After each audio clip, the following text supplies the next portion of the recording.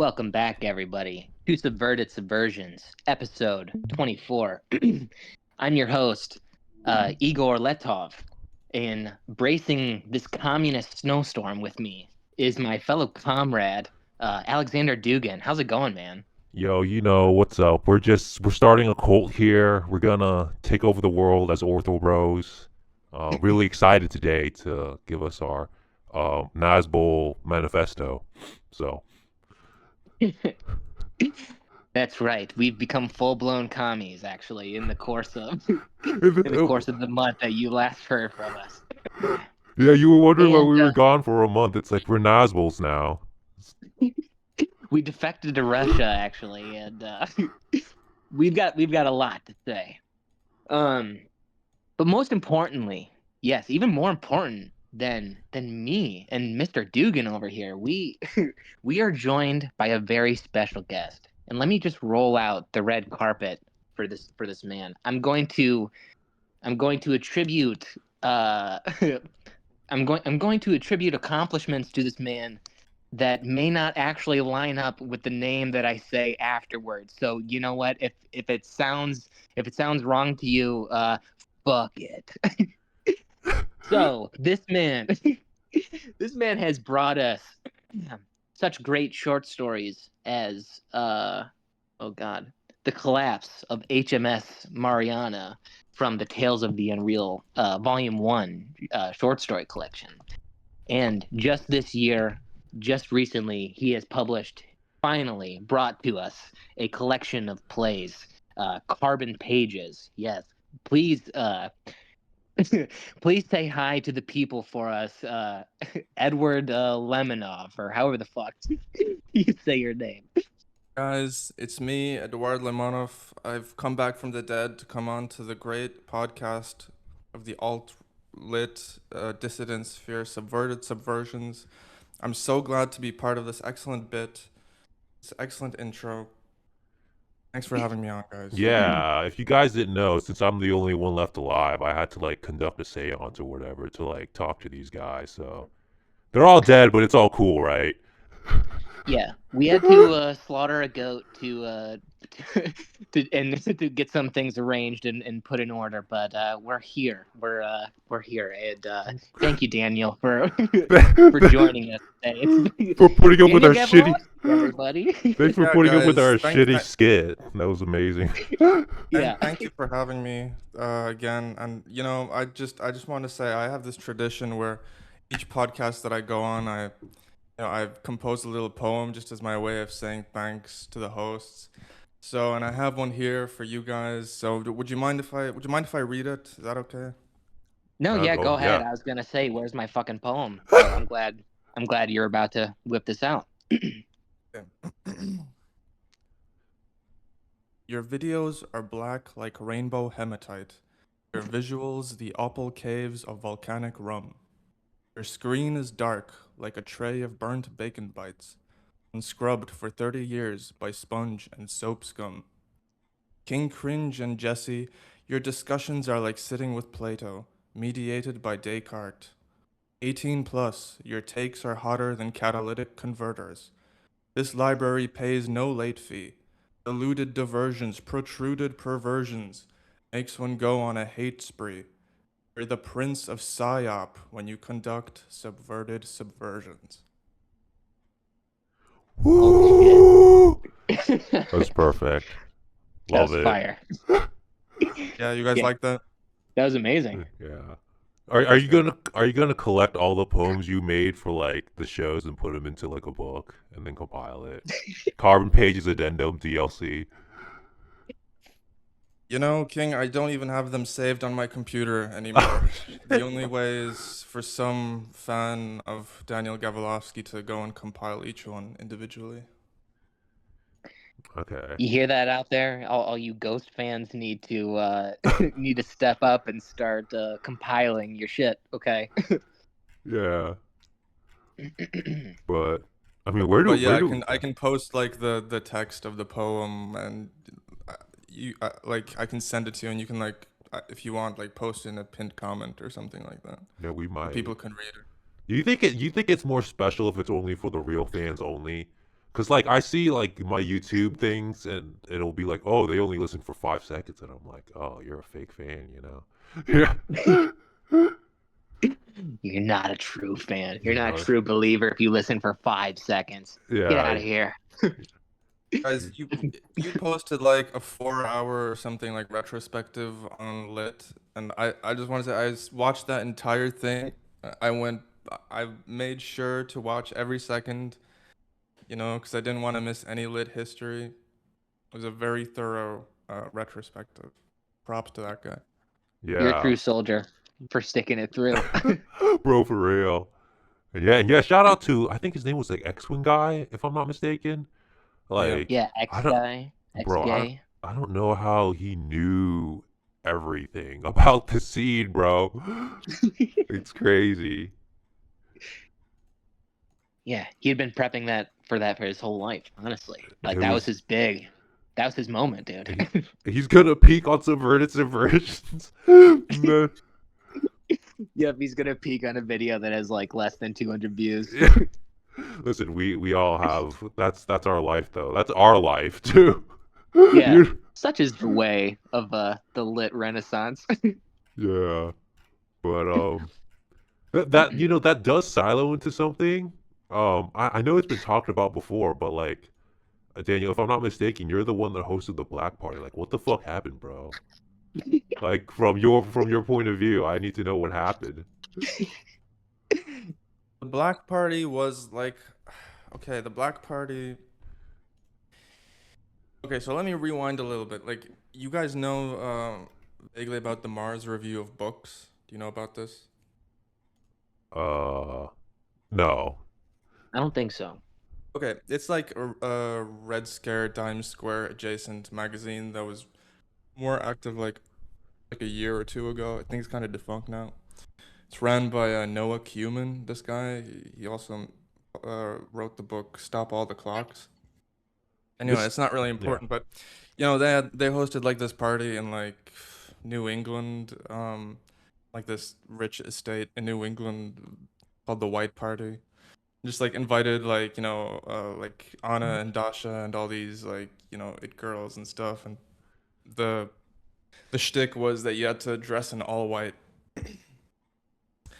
and we were like at Unreal Press, we were like very seriously half considering like sending a guy there like to to like crash the party and like document it like David Foster Wallace style, like jump over a bush or something and just like flounder around like with the guests. Um, that didn't pan out. But anyway, it like gave me the idea. Like everybody's doing these parties. Like Adam Lewis Rhinespecs was doing the summer solstice or summer equinox or whatever party in Los Angeles, and which got into Rolling Stone magazine later. So I was like, why don't we on Real Press do like a black party? Like, that's kind of cool, right? It's like a negation of the True. white party. It's like our own little thing. It's like, I don't know, we decided to host it in Daugavpils, Latvia, which is where I was living at the time. And it's like a provincial little like Russian town in Eastern Europe, Latvia. And basically, nobody came to that, and it was very, very sad. I don't know why. I sent out all these invites. I invited like all these editors. I invited the editor of the New York Times. Nobody came over to my apartment. I bought like a bottle of wine.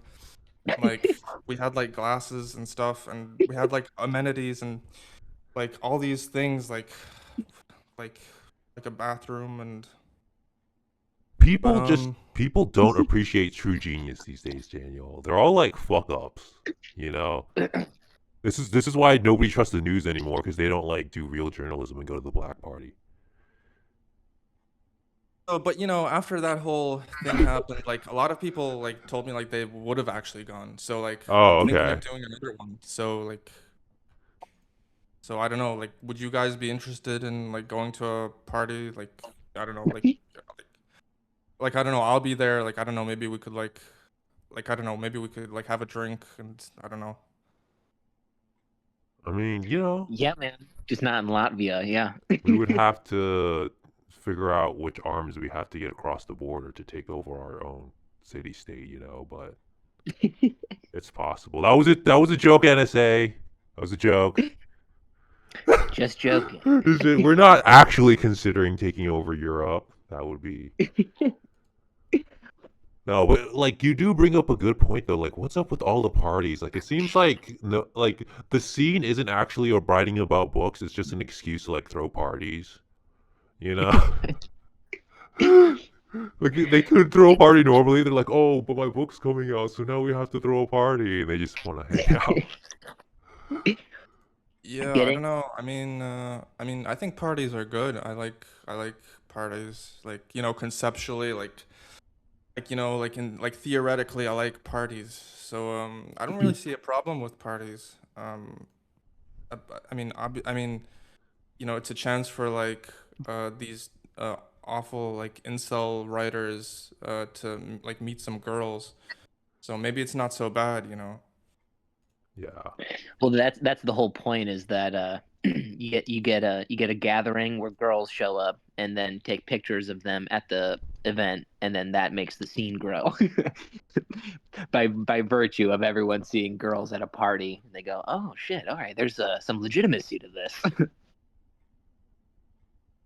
Yeah, yeah. I mean, like again, like let's host another actual party, and like you guys can come over. And I mean, I know you guys are in America, but like maybe we can do like, I don't know, some kind of a Discord thing. Like, I don't know, like Discord, like you could join in on a like video call.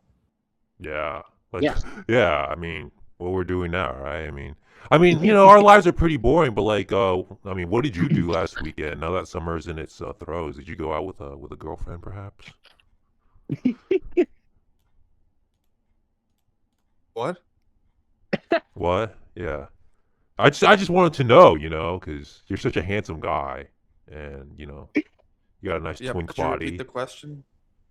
Uh, I, you I, know, I didn't hear you.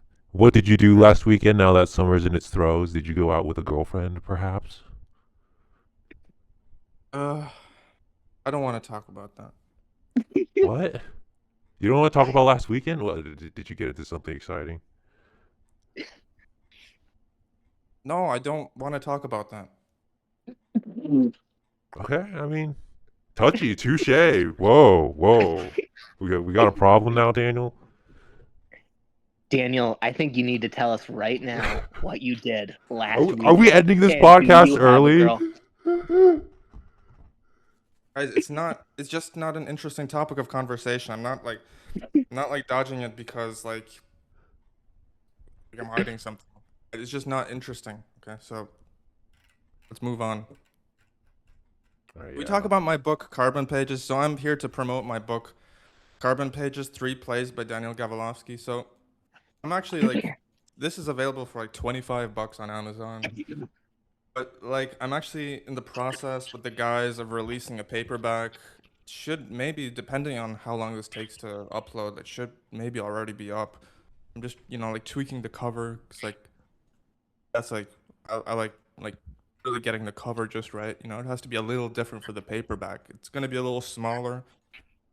Should be like $10 or something. Like between $9 and $12. So it's not gonna break the bank like the hardcover. Okay, sick. Sick. Yeah, because I Is there got going the to be an Kindle author version. photo? What? Sorry. Is there going to be an author photo in that one? No, no, it's gonna be like the hardcover, just like smaller and cheaper. Trying to segue back into if you have a girlfriend or not. But look, I'll drop it for now if you insist. Are you But I gonna know get your that Pete. girlfriend the paperback? Look, I just know that the fans of Carbon Pages need to know this information. But look, if if you want to keep it under lock and key, I'll move on. Okay, let's move on. We should just go um I enjoyed Carbon Pages. I thought it was actually good. You know, comprised of besides the bad stuff we always read. I thought Carbon Pages was really good. Actually, I had a lot of fun with it. I don't know about you, Jesse. Like, how'd you? Yeah, I liked it quite a bit. Yeah. I mean, yeah, we'll definitely kind of break him down. The three, the three plays that comprise it. But at first, I kind of wanted to start with the illustrations by uh what's his name, Louis Perez Banyu, or I'm probably butchering that name. What was the process like collaborating with him? Um, yeah, this is probably like whole like impetus of it being a book, Carbon Pages. I really wanted to have illustrations with these plays because I don't know, it just kind of makes sense, doesn't it? Like a play, like a screenplay, even more so than a short story or a novel, is a really visual thing. You're kind of visualizing it in your head. That's kind of taboo. That's kind of like a lame pedestrian thing now in literature.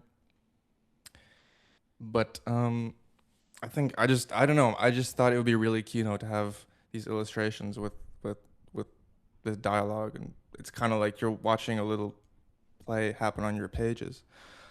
Um, but yeah, you guys like the illustrations? I think they're really good. I'm really proud of the work that he did. Like Unreal Press paid for him, but I like I was like emailing back and forth with the guy.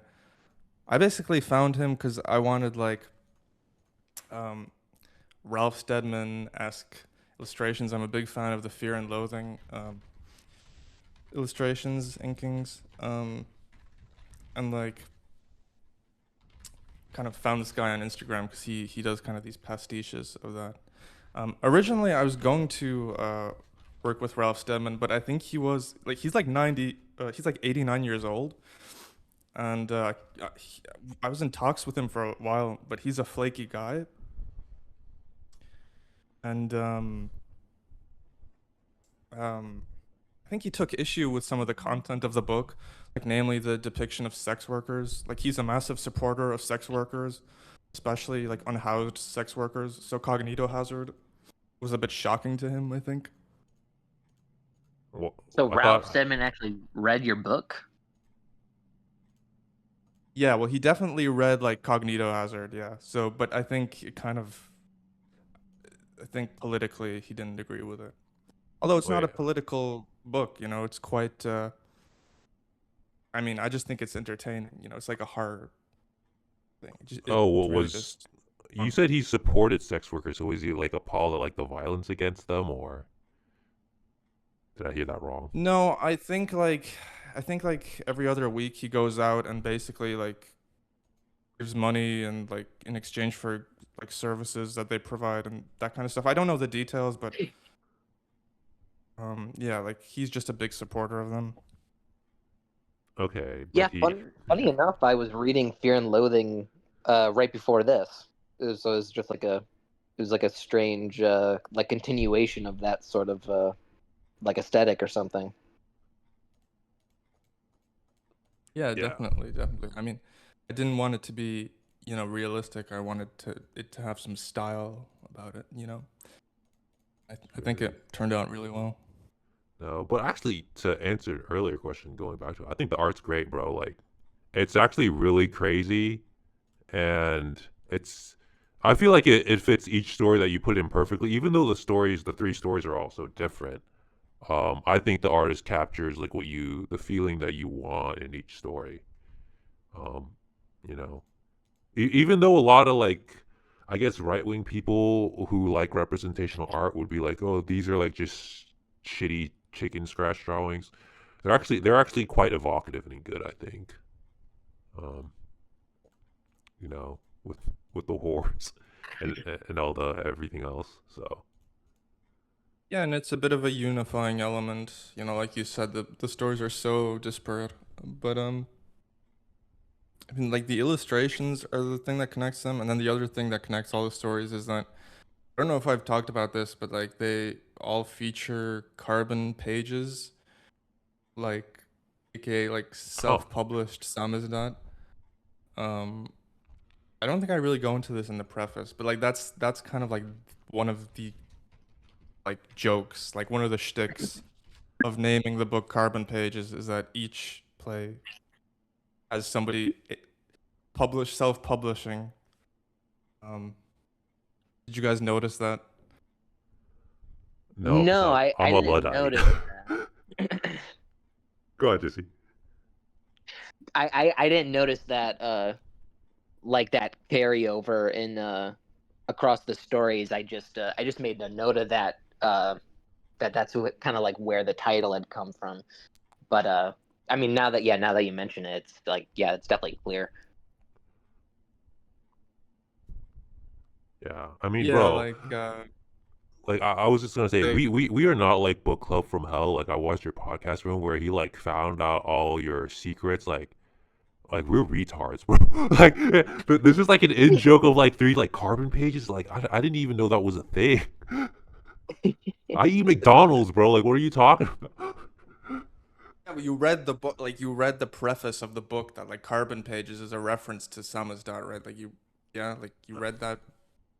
That's the title because it was with so much air. Okay, okay. I did read the premise. I just forgot. So it is right there though. I chose Carbon Pages as the title because of its connotations with Soviet era samizdat. Okay, but I didn't know that that was like you said that in each story there was a Carbon Page. Yeah, like like you know, like Eduard Limonov is like publishing like his National Bolshevik magazine, No Up Informed Against You, and like half of Boring and Okay. Broke is about this kid trying to get a book published in the pawn shop. Like Cognito Hazard, like I guess it's like Chi-Chi writing on a Kleenex. It's Mhm. like the shtick. Okay. But anyway, it's not really important. I guess we can move on. We're below the IQ threshold, Jesse. We're not gonna make it.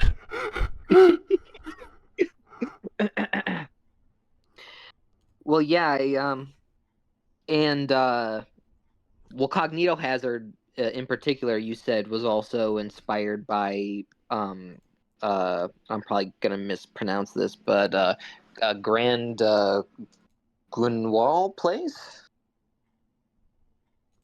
Yeah, Grand Guignol. Grand Gunwall. You know, I looked up how to pronounce it right before this, and then I immediately forgot. So I'm glad you're here to explain it.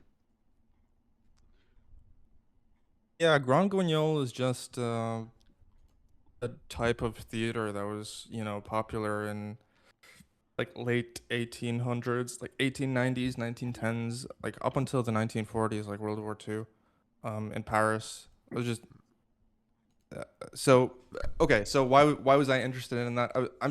I like the idea of theater being like this mix between a haunted house and serious literature. Like I like the idea of it being like this William Castle type thing where like people throw skeletons on you, and it's just being this really visceral, scary thing where there's like special effects and stage blood and stuff, and anyway, like Cognito Hazard was kind of like trying to be a pastiche of that, like harken back to that, because you don't see plays like that anymore. I mean, I'm just gonna Okay. make an assumption and say that you guys like don't go to a lot of theater. Neither do I really, but clearly theater is kind of um in this stagmire of um I think political ideological pretension, and it's much worse than cinema is or ever was. yeah, And I was gonna say that like I think in America the last time I heard about theater was like they replaced like all the people in Hamilton are like black or some shit. It's like the founding fathers are all black. That's the last I heard about it or some shit. I like I forget even what if that's actually what the play is. But am I right, Jesse? Like all the Hamilton, or am I high? No, you're right. Okay. They yeah, they made an epic 3 hour musical about the founding of America, but they replace all the whites with blacks. So that's what we have in America, Daniel. I don't know what it's like over in Europe. Is Theodore still alive? Or Look, what you gotta understand is that theater was a really big deal in like, the 60s. I'm not talking about musical theater. You're talking about musicals right now. Hamilton, like Cat, like Rent, okay, you know. I'm talking about like really serious like literary theater, like the equivalent of literary fiction, but in theater. Um, I see. I've been reading a lot of Peter Schaffer recently. I really like Equus, really like Royal Hunt of the Sun. These are like real like part of the zeitgeist, not just like in intellectual circles. Like guys like us, like just losers on Discord would be talking about this stuff because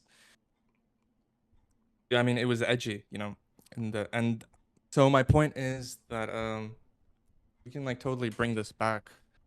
I mean, theater is really, really it's time for a revival, I think.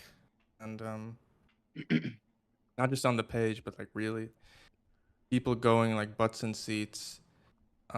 Cinema is dead, like video games are fucking dead, you know. AI is killing, TikTok and Instagram Reels. Everything is fucking dying that's not real. The only thing that can't be altered by AI and is you know live theater. I mean, you literally cannot create that So, digitally. so what you're saying is we need to do Cognito Hazard, but played by Dasha and the other red scare girl. You Yeah, hire I'm them. saying we should bar them from any production of anything that I ever make. I don't want to look at them. I don't want to see them. Um, but yeah, I would. I'm planning on directing a production of Cognito Hazard, actually. Nice. Yeah. Um, it said in the forward that it was staged in Munich. Yeah, I don't want to talk about that. They took my script and they basically did a whole their own thing, with no input from me. Huh. Didn't ask me a thing. I don't want to even talk about that. Okay. Are you able to say how they even got a hold of it? This was around the time when I didn't know that Carbon Pages was going to be a book. I didn't have No Weapon Formed Against You. I just had Cognito Hazard, and I was really eager to get this thing produced. Um, so I didn't care who took it. They took it and made it another language and totally bastardized it. I don't even want to talk about it. Yeah. So we'll talk about how great it is. I mean, I had a fun time. I mean, like just going back to the start, like of the whole book. This is kind of preliminary. I love the fact that it's written in actual plays. It's very similar to Hate Spree in the sense that I don't have to bother with fucking long ass descriptions about trees and fucking cobblestone or whatever the fucking author decides to write that day. It's just like name, language, thank you, or like action happens. I find that quite nice. Guys, you I'm know sorry, I'm not bombing this interview, am I? Because it's just like really, it's like hot as balls, and it's like it's 30 degrees here. I'm in Barcelona, Spain, and I have no air conditioning. I do have a fan. I have like a fan, like an electric big fan, but I turn it on, I won't be able to hear you, and you won't be able to hear me. So I'm okay. kind of losing brain cells, but I mean, I hope that's okay. Yeah, I know. I was just telling you how cool shit was. So, well, we can skip over that. About Well, styles.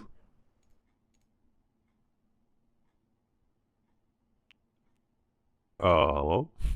Is he gone? no, I'm here. What were you saying?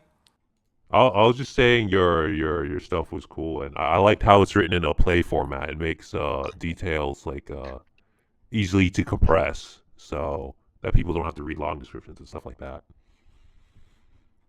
Yeah, I mean, did you see that thing about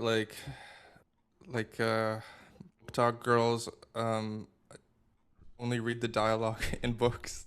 They skip over everything else, and that's why they read like 36 books a year. Ah, okay. It's like a big meme. I mean, You're really just writing for them. you're right for them. Your actual audience is just girls, TikTok girlies. Yeah, why not? I mean, maybe a lot of people are like that, but they just don't admit it. I mean, I don't know. It depends. Like some books are really like there's a massive birth between the dialogue and the quality of the narration. And, Right. I mean, that happens. You read Shakespeare, and I like Shakespeare, but it's obviously made to be performed, and if you read it, it's kind of a drag when you get to the end of a scene and then you start a new scene and then you see the italics of the stage description, and it's saying like such and such enters, such and such exits, such and such enters. We're here, and it's like written in this very dry thing, and you kind of just don't want to read it. So your eye just kind of automatically skips over to the next line of dialogue, and I kind of tried to avoid that problem, like especially in No Weapon Formed Against You. I started doing this thing where like a scene ends and then a scene begins, and there's no like introductory description or narration. A lot of the time, it just starts with dialogue, boom, and yeah, you don't know where you are. You don't know. I mean, you know who's talking because you have the character dialogue headings, but Yeah. you're kind of like thrust into the action, and you can kind of infer what the context is just by what they're saying, and I just think that's more interesting. And then eventually, like a page down or 2 pages down, you get kind of some more descriptions, like drip, drip, dripping in, and giving you more context. And I just think that's something that I would like to read. If I was reading a play, book like this, that's what I would like to. It's just more engaging. Right. Yeah, I appreciated that element of it, of being kind of like thrown for a loop and being forced to kind of like like grasp at my surroundings and piece together like, oh, okay, this is like, you're just being dropped right into the middle of a moment, and then you have to go, oh yeah, where are we in time and space? And sometimes you'll send us to a completely different country, or a different time period entirely. So yeah, I do appreciate that element to it. So do you think that's more playing to the historical context of like theater, or do you think that's more working with like the literary form? Um, Gosh, I don't know. I mean, can you elaborate on that question? I'm not sure. I guess hmm. Like, look, okay, here's the thing. Like this, No Weapon Formed Against You and Boring and Broke, the two bigger plays of this book were meant to be read. I mean, I've said Mhm. this many times before, but No Weapon Formed Against You was not even stageable, and I don't expect it to be staged. I don't send it out. If somebody wants to try their hand um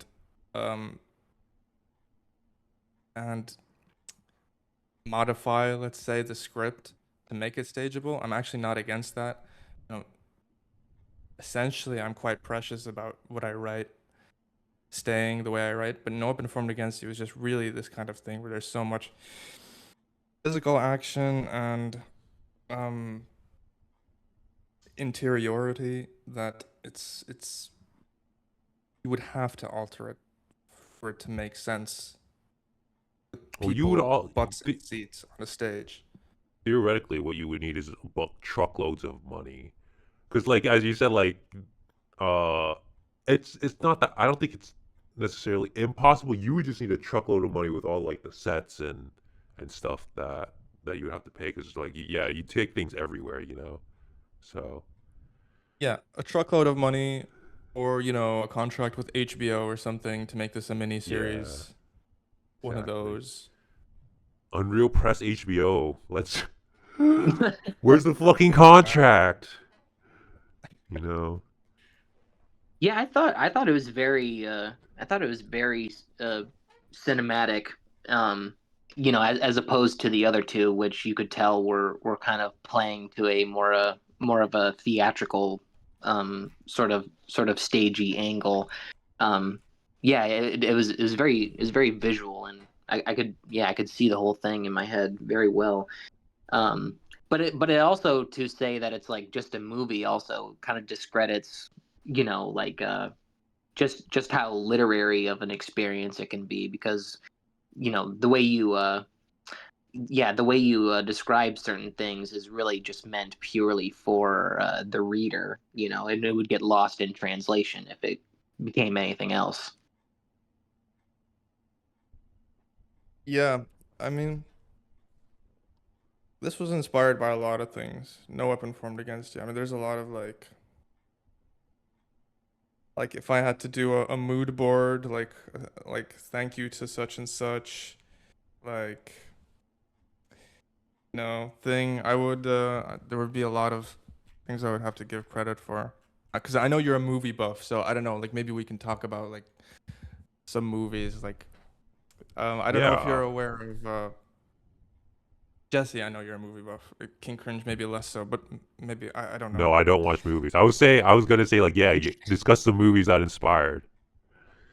Um, yeah, I mean, there's so much. I mean, okay, so I don't know if you're aware of this film called The Siberiad, Jesse. No.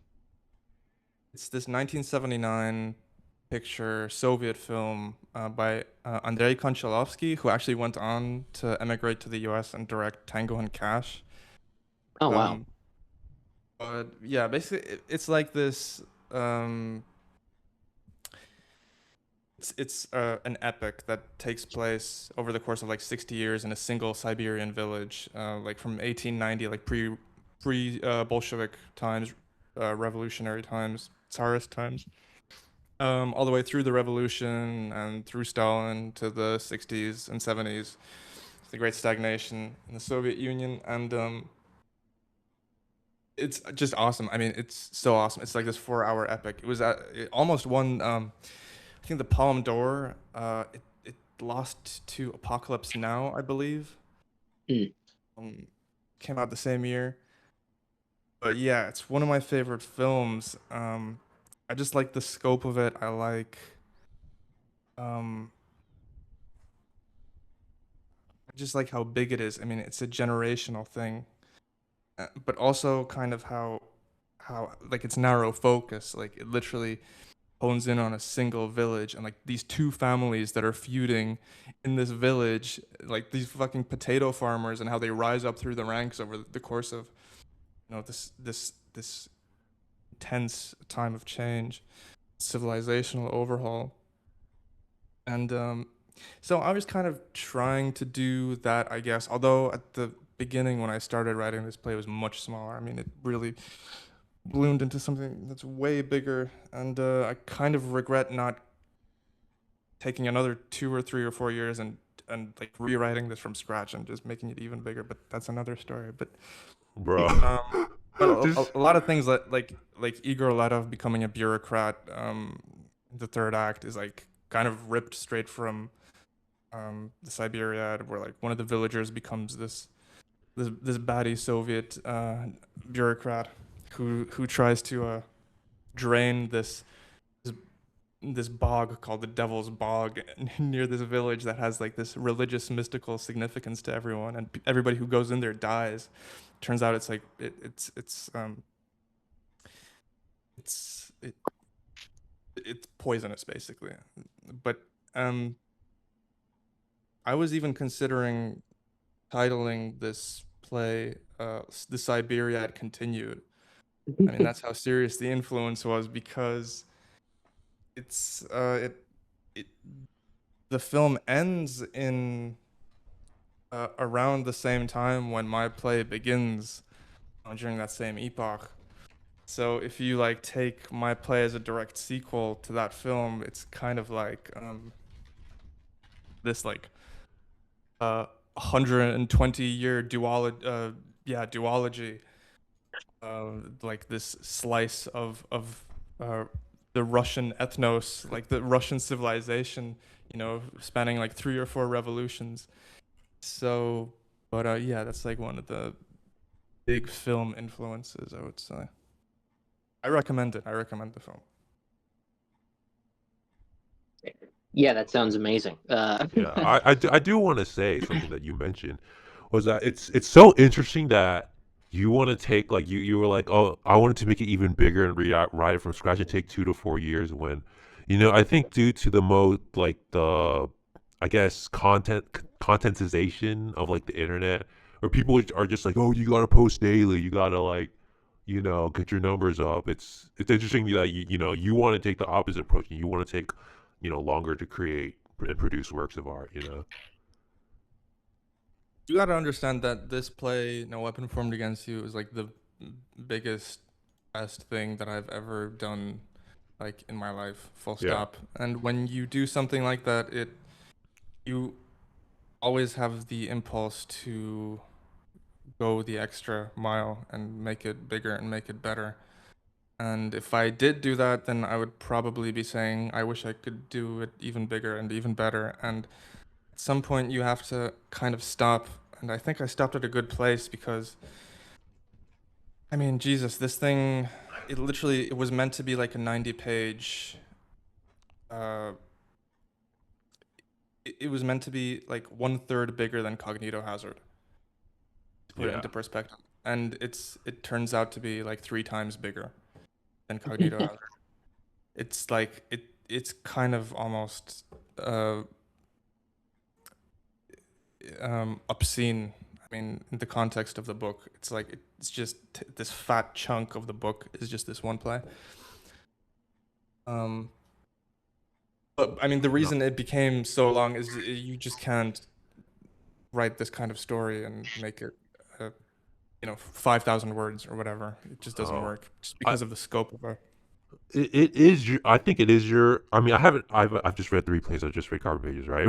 But out of the 3 pages, it is your best work, and I think. I mean, it is true about like all the works are inspired, but like I felt like you coming from Eastern Europe, it lended a lot of authenticity to what was happening, because you would speak in words that would like only happen in Eastern Europe, like concepts like food or whatever. And I thought like I think weapons forms against you, at least in my opinion, strongest asset is the fact that you're from Eastern Europe and you have that lived experience that makes the story feel so authentic and fun. Like you have tidbits of history that I don't think like the average American like me knows. I didn't know like half the shit that you were referencing, but I would look it up and I'd be like, oh, this is actually real. Like this is super cool. Yeah, in a way, I regret doing so much of that. Really? I wish it was more. This is kind of, I mean, this is kind of a heady topic. I'm not sure if I can really wrap my tongue around it, but it's meant. Basically I just kind of flanderized a lot of what makes the play special. I just wish I didn't put in so many like stereotypes, because a lot of people, like even my editor, have come up to me and said, this play is so Russian. It's so Russian, and I just can't help but wince at that. I really did not try to make this a vaudeville thing, and people think it's funny, and okay, parts of it are meant to be funny. That's okay that it's funny. I mean, like The Sopranos is funny as well. I don't think David Chase would appreciate that description, but people keep memeing that show for some reason. I don't find it that funny. I find it quite serious and heady. But Can you tell it's fucking boiling hot because I'm just waffling about whatever the fuck? I don't even know what my train of thought is. No, Jesse, But actually, I was gonna ask Jesse, like, what are your thoughts on this? Do you agree with the editor that it's too Russian, or I don't know what you're. No, I think I like that it's situated firmly. Like it feels like I'm reading something that's like a relic or like yeah, that is very particular, to a location. It doesn't feel like it's been uh pasteurized or whatever, so that everybody can read it and agree with what they're reading. It feels like it's like very, particular, to what it is. um so no, I mean, I like all that stuff. And I just find myself asking, like, did I really have to put in balalaika and you know what I mean? Like, did I really have to put in bear on unicycle?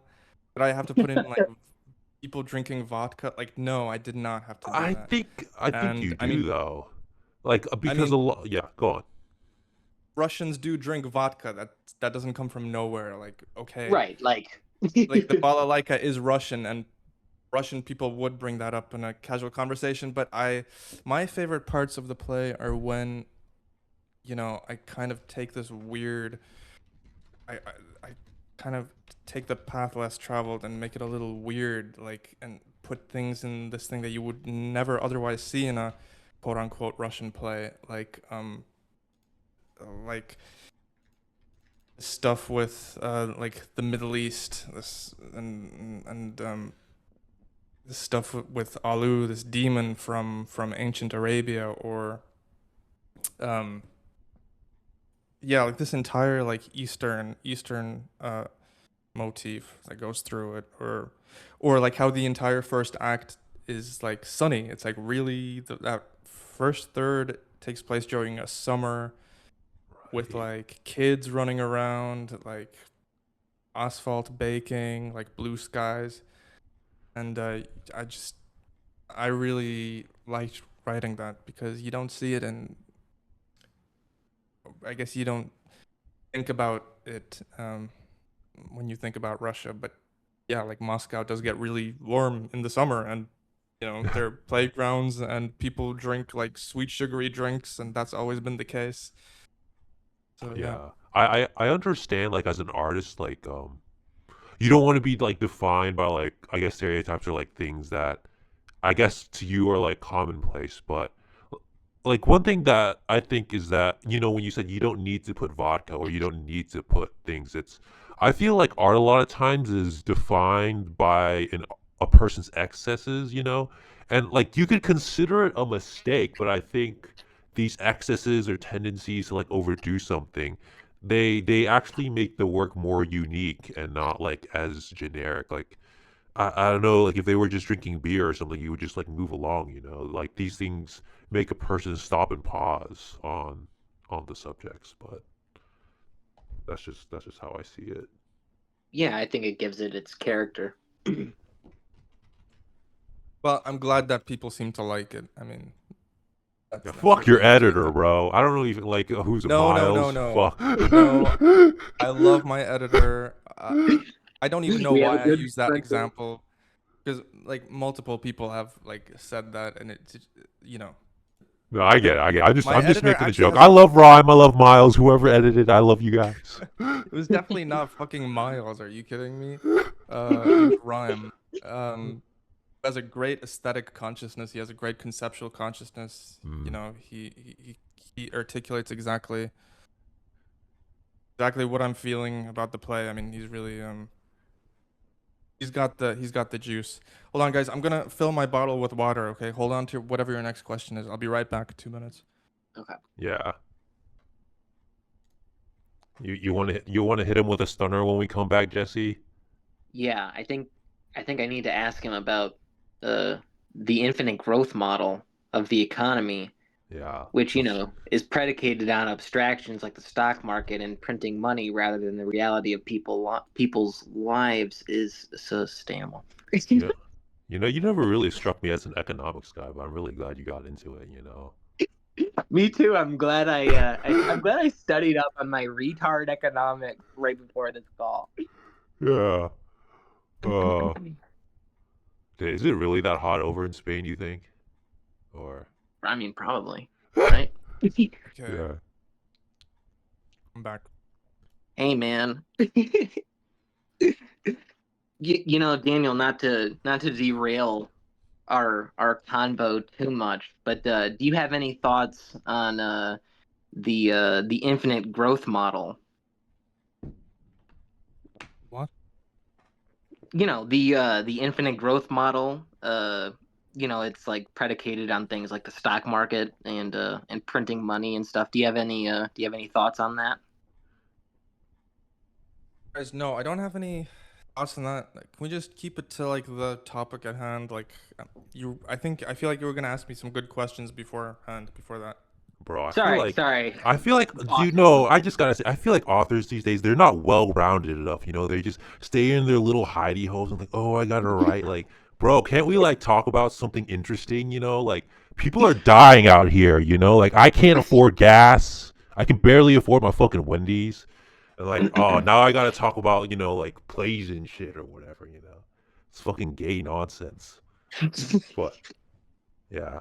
I'm sorry, I got I off don't care. track. I don't care about any of that. Like, if I die, then I'll go home and I'll write a play about that, and that'll be my life. But I'm not gonna sit here and talk about whatever, like, the infinite growth model or whatever the fuck you're talking about.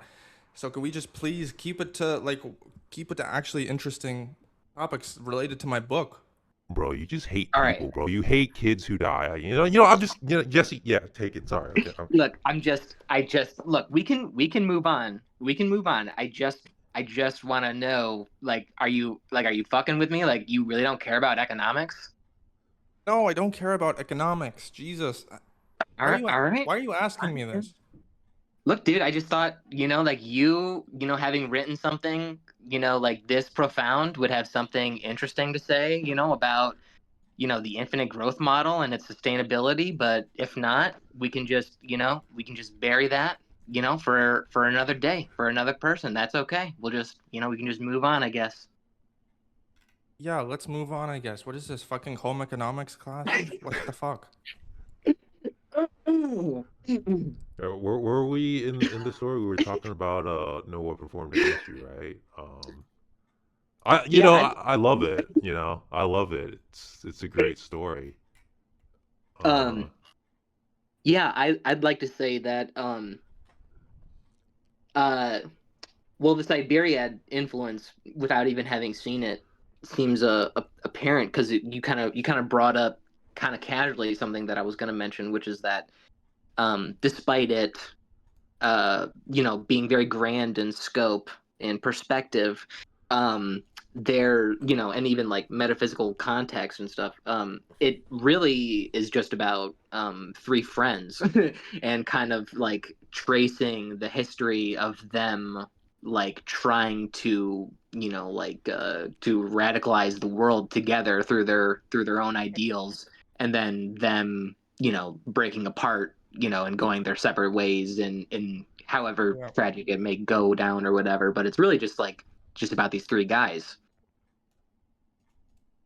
totally, totally.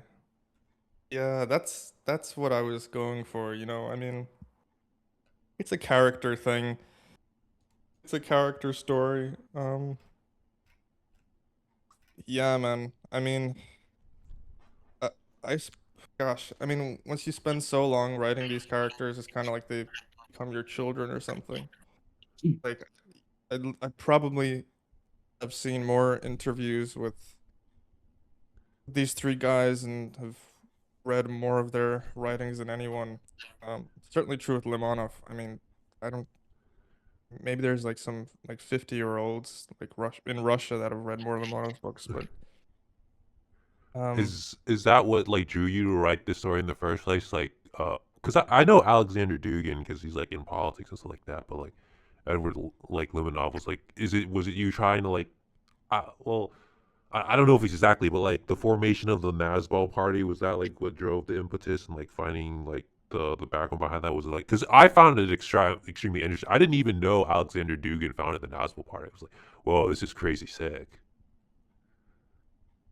um, No, I mean, what inspired it? I think I talked about this on Book Club for Mel. What inspired it was I wanted to write like a bunch of different things. Like I had three. I mean, look, I've like at any given moment, I have like like a lot of ideas, like a notebook full of ideas that premises I call them, right? Like concepts that would make for great stories, but they kind of need some other like thing like to magnetize to it, and then it becomes a thing that really excites you to sit down and start writing it for fucking 8 hours a day. But like No Weapon Formed Against You, it was like I really wanted to write something about like the life and times of Gabriele D'Annunzio, who's this proto-fascist in 1920s Italy. He basically accidentally inspired Mussolini and Hitler by extension. But he was this great aesthete and poet and dandy, this weird little guy who's really into like this kind of Grecian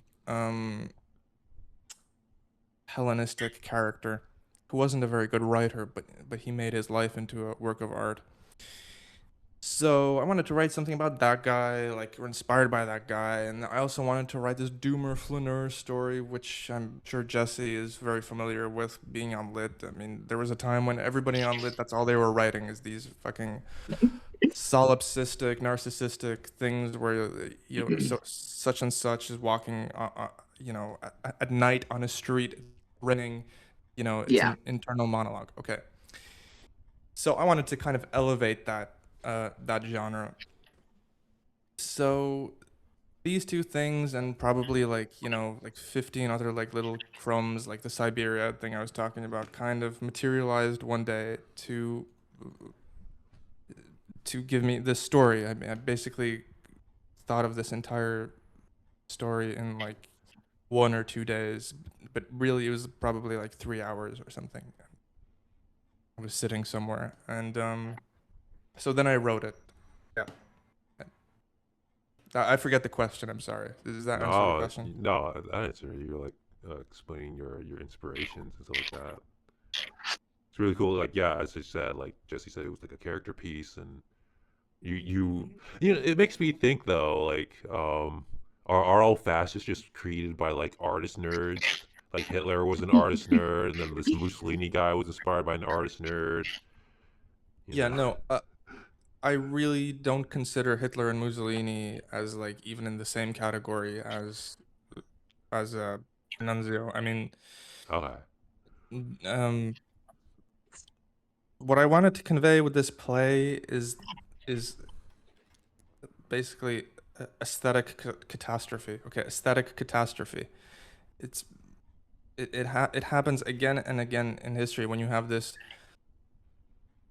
intense individual, usually a poet or an artist or a sensitive young man of some sort, and he, through his own willpower, he modifies the world, and then some kind of also quite sensitive man, but also more of a musclehead, kind of takes the torch and dissolves this idea or this movement or whatever this other guy has created into something that's more efficient and effective, but also it he destroys any aesthetic merit or beauty about the thing.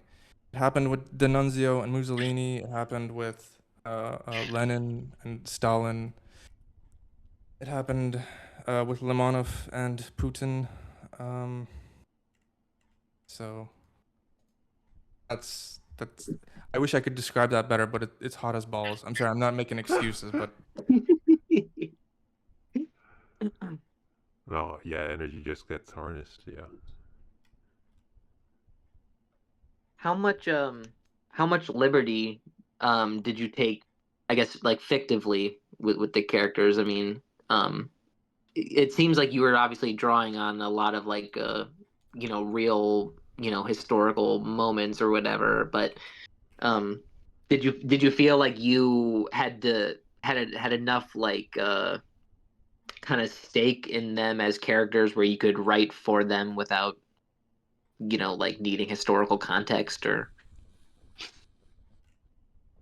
Well, uh, you know, I, Jack BC from Book Club from Hell was saying like the point where this play just diverges into alternate history, and no holds barred. It has no correlation to history anymore. I I see where he's coming from. I kind of never thought about it that way because to me it was always a super fictional, like that first act where Alexander Dugin and Igor Letov meet as teenagers in a psychiatric ward and bond and become lifelong friends, until death. That didn't happen in real life. That they met, in 1993 when Eduard Limonov was forming the party, and they met for political reasons, and they became comrades. So I never thought of it as like, okay, I'm writing historical biography, and then Act Three it diverges. I mean, but with that said, I mean I always really obsessively pored over every little bit um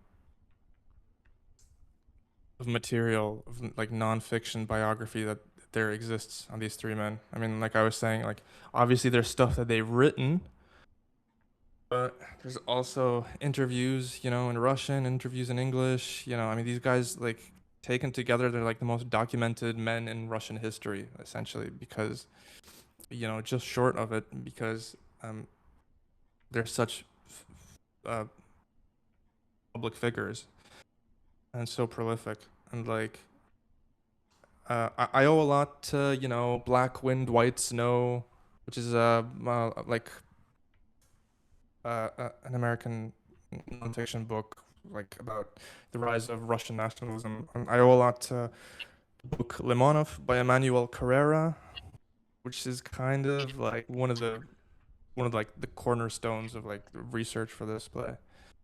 Like I read that and reread that and read that. My paperback is all beaten up. It's back in Latvia. I have like notes, pencil notes everywhere. Like a lot of direct citations and quotes are taken from that book.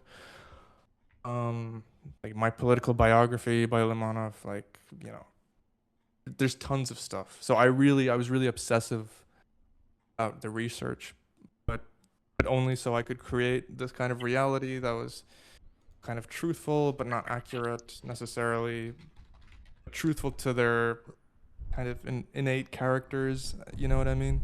No, it makes sense, and I think you made the right decision because people's real lives are actually very boring. Probably even the most exciting person's life is very boring, and you having the hyper stylization of like their early years or conversations, just it makes it fun to read. I can't imagine how exciting an actually accurate version of the story would have gone. It's just been three dudes sitting around a table talking politics and then going home or whatever for like 90% of the book. you know Yeah, and in a way, I gave Limonov the bad ending. I mean, it, on the surface, it seems like in this play he gets what he wants. In real life, it seems like he was robbed of everything that he ever claimed to desire. But in real life, he had a family and, well, he had kids. He was married. He was rich. He was well off, but he wasn't like super rich. He was like a respected um author and like old guy, like cultural character up until the end. Like um he died peacefully. So, and also in real life, he went to prison for like much longer than he did in the play, and I think Really? kind of Okay.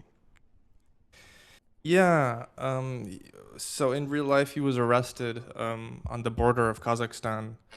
You know, basi- uh, actually, like it's basically that's where the realities diverge, if you want to put it that way. that in the play he wasn't arrested, he just went on to Labduk. But so yeah, so I think I think that I totally forgot what your original question was again. I mean, I was just talking about the coolness of fiction versus nonfiction, of versus real life autofiction. Yeah, and how they really they feel like completely rounded like three-dimensional characters that you understand in a fictive sense. You know, as they're like it's like you understand there is a lot of historical context surrounding them, but it feels somewhat divorced from that because it's them serving the function of carrying out you know, this literary piece or whatever. So you get to enjoy them as, you know, as actual characters. Um, yeah, I just thought they were all super interesting, and you know, you could pinpoint like, you know, any element, any aspect of any of the characters, and we could just sit here and just dissect of how interesting they are. Like you said, the one guy's got he gets the bad ending after basically becoming a dictator of a small village, and then his buddy basically hijacks the whole movement from him, and you know, he's a fucking occultist, you know, and you know, carries all this extra like metaphysical significance to the story, and Latov's a fucking you know, a rock star, and all this stuff. So and like all these things are you know, super integral to understanding them as characters, not even just like historical figures. And it's kind of surprising to. I'm just rambling at this point, but it's surprising to know that that most of that early stuff was invented. I mean, it kind of makes sense looking back on it because it was super riveting. Some of that stuff, like Yeah, them breaking into that Boy Scout, the Boy Scouts camp, and yeah, then yeah. they get like chased by a Doberman, and Dugan has to like try to do some like Jedi mind trick on the kid who wakes up, but it doesn't work. And you know, yeah, really, you know, like yeah, it's just you had a clear love for them as characters, like beyond their historical context, and I think you did a admirable job presenting them. Yeah, I mean, thank you guys. Yeah. It's funny too because I watched the Book Club from Hell podcast. I already said that, but like he was talking about how like the alternate realities diverged, you know, at the halfway point. And then it's so funny that you mentioned that, Jesse, because I'm like, yeah, that was super cinematic. They just ran from a dog, right? Like I just accepted that was real life, and that Yeah, actually yeah, happened. and they had to like fire the gun in the air to scare it Yeah. off or something. And it never crossed my mind, like, isn't this a little too fantastical? Like, these guys are like super soldier ninjas that like can do everything. You know? So, Um, uh, not to get too sidetracked, but Daniel, were you a fan of Fedbook? I yeah, I talk with John J. Stancliffe a lot. I tried reading Fedbook. I don't know, I couldn't get past like a few pages in, I guess. He was very kind to send me a PDF, an ebook. I think it's because I had just read Blood Meridian. I loved Blood Meridian, but I mean, you guys know if you read Blood Meridian that that kind of prose, that really deliberate, like let's analyze every fucking geological fucking rock and mineral. It's a very slow way of writing. I guess it's Mhm. Faulknerian, maybe. I don't know. I haven't read Faulkner, but I think I was just kind of tired of it at the time. Maybe I'll go back to Fedbook. But I mean, I, I think a lot of like there's a lot of subject matter intersection between No Weapon and Fedbook. That's I've seen all these interviews with John and about Fedbook, so I know what it's about basically. But yeah. Yeah, that's basically why I brought it up because while I was reading it, it felt very similar. It you know, about just these like the young bros getting together and conspiring to overthrow the world, you know. Um and then some of the darkness and the consequences and maybe even just like the banality that results in trying to accomplish some of those things. Yeah, it definitely reminded me of Fedbook quite a bit. But this That time the that Blood good guys Meridian win, stuff. right? Wait, say that again, King. I said this time the good guys win in Carbon Pages. Right. Yeah, they don't get peppered with bullets. Yeah. They don't get their Oh, brains sorry. blown. Oh, I cut whoops! you off just yeah. Spoiler. Spoiler for Fedbook. Yeah. Um, yeah. Not to get too sidetracked about that, but yeah, that Blood Meridian thing was. I'm pretty sure that was just like the frame story, and then once you get past a couple pages, it settles into a normal thing. Oh wait, but you were talking about the hyper descriptions. It is pretty dense throughout, Bro. actually. Bro, that Yeah. was like we did the pod with John and that was like my complaint. I'm like, why are you talking about crumpets all the time, bro? Or like what people are eating. I'm like, these descriptions are so long, dude. It's Or kind the- of the anti-carbon pages. I mean, carbon pages really literally cuts out as much of that as Yeah. possible. Yeah. That's why I love it, Yeah. bro. Like it's just dialogue, it's just things happening, you know? I love that shit. So I'm biased though. Yeah, So I do love both styles. But it is funny that there were quite a few pages in Carbon pages that reminded me of looking at Soap Scum or looking at Hate Spree because I talked about this a little bit on Jack Norman's pod that I like the very specific kind of uniform aesthetic of the way like the dialogue looks just trailing down the page like that, which is basically just how I came to the formatting of Soap Scum.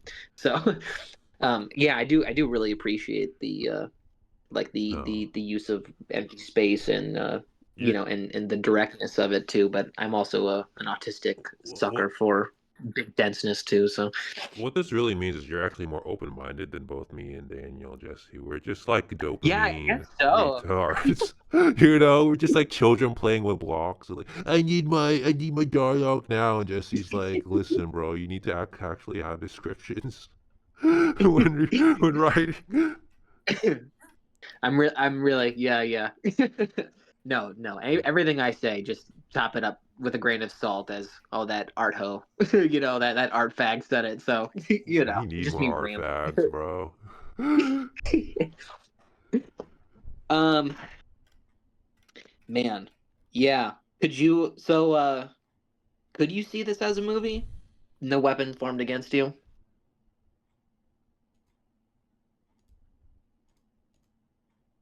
Oh shit, is he dead? He's drinking water. He's getting hydrated. Yo, Danny, are you there? Oh Oh, he shit. said 1 sec. All right, now we can prep for our next question. You got this one? All right, yeah. Uh, yeah. Okay. Yeah. Because I was thinking about, I mean, just crazy stuff is happening, and the state of our worlds, and I'm just mad at the world. There's so much horrible shit going on, and I can't contain myself. I read the news every day, Yeah, and it's just spiraling out every day. and people, authors need to stand up more. Authors need to say, shit about how life is. Oh, can you hear me? I need to like preach. Yeah, Yo. yeah. Yo, Can you hear Daniel, me? are you back? Yeah, sorry, I pulled out the wire of my microphone. No That was problem. embarrassing. Yeah, no, like, dude, but those seriously, the 1 second you were gone, I just got another cortisol spike, like Yeah, breaking news, bro, breaking news worldwide. Do you have any yeah. thoughts on the recent news of France's banning of Israel's national security minister Itamar Ben-Gvir from entering French territory? Like, it's a big news story, bro. It's pretty big. Yeah. The banning of Israel's national what? Minister? Itamar, big guy. He's Israel national security minister. Like, do you know who the fuck this is? He's a big guy. He's important. No, guys,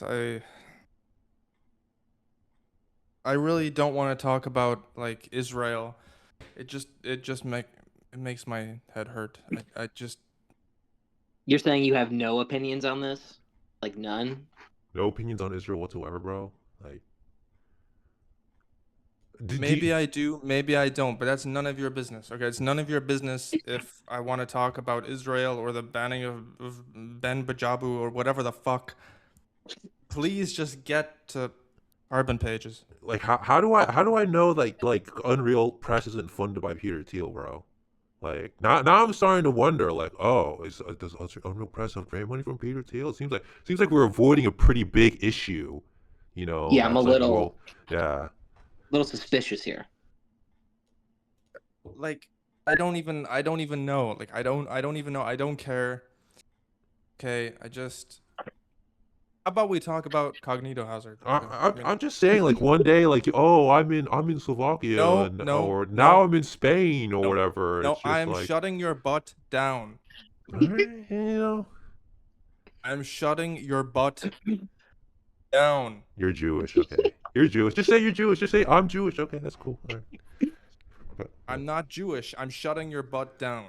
He's given us the Tarantino. We gotta respect it. We gotta respect it. We're good. King, it's okay. I'll talk you off the ledge later. Don't let your cortisol drive you over Yeah, the edge. yeah, Okay, yeah, yeah, yeah. it's okay. Go on. Danny, we're gonna get one of these. We're gonna get some hot button topics out of you one of these days. We'll, it's coming. I can feel it.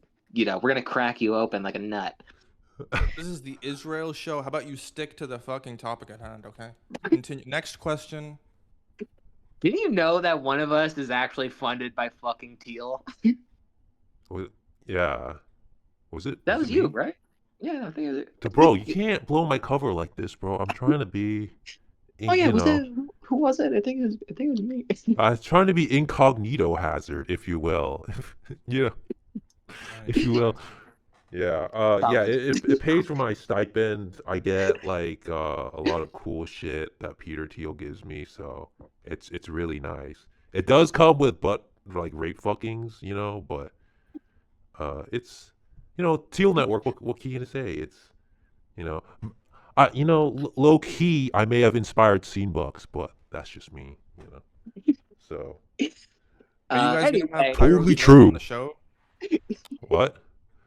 Are you guys gonna have Cairo Smith on the show to discuss scene bucks? No, I just know I'm his muse. That's how it is, So I just, Teal bucks. Come on, we just know it's all real. This all happens. So, but none of it happened because none of it's real because there's no funding. So where were we? I don't fucking know. Lost the plot completely. Oh, you know what? I do want to say, I should give you, since we want to talk about writing, I should give you your spot. Daniel, tell us how much Jack Norman is wrong about Alu. How much of a fuckhead he is for not realizing that Alu is like a brilliant fucking character.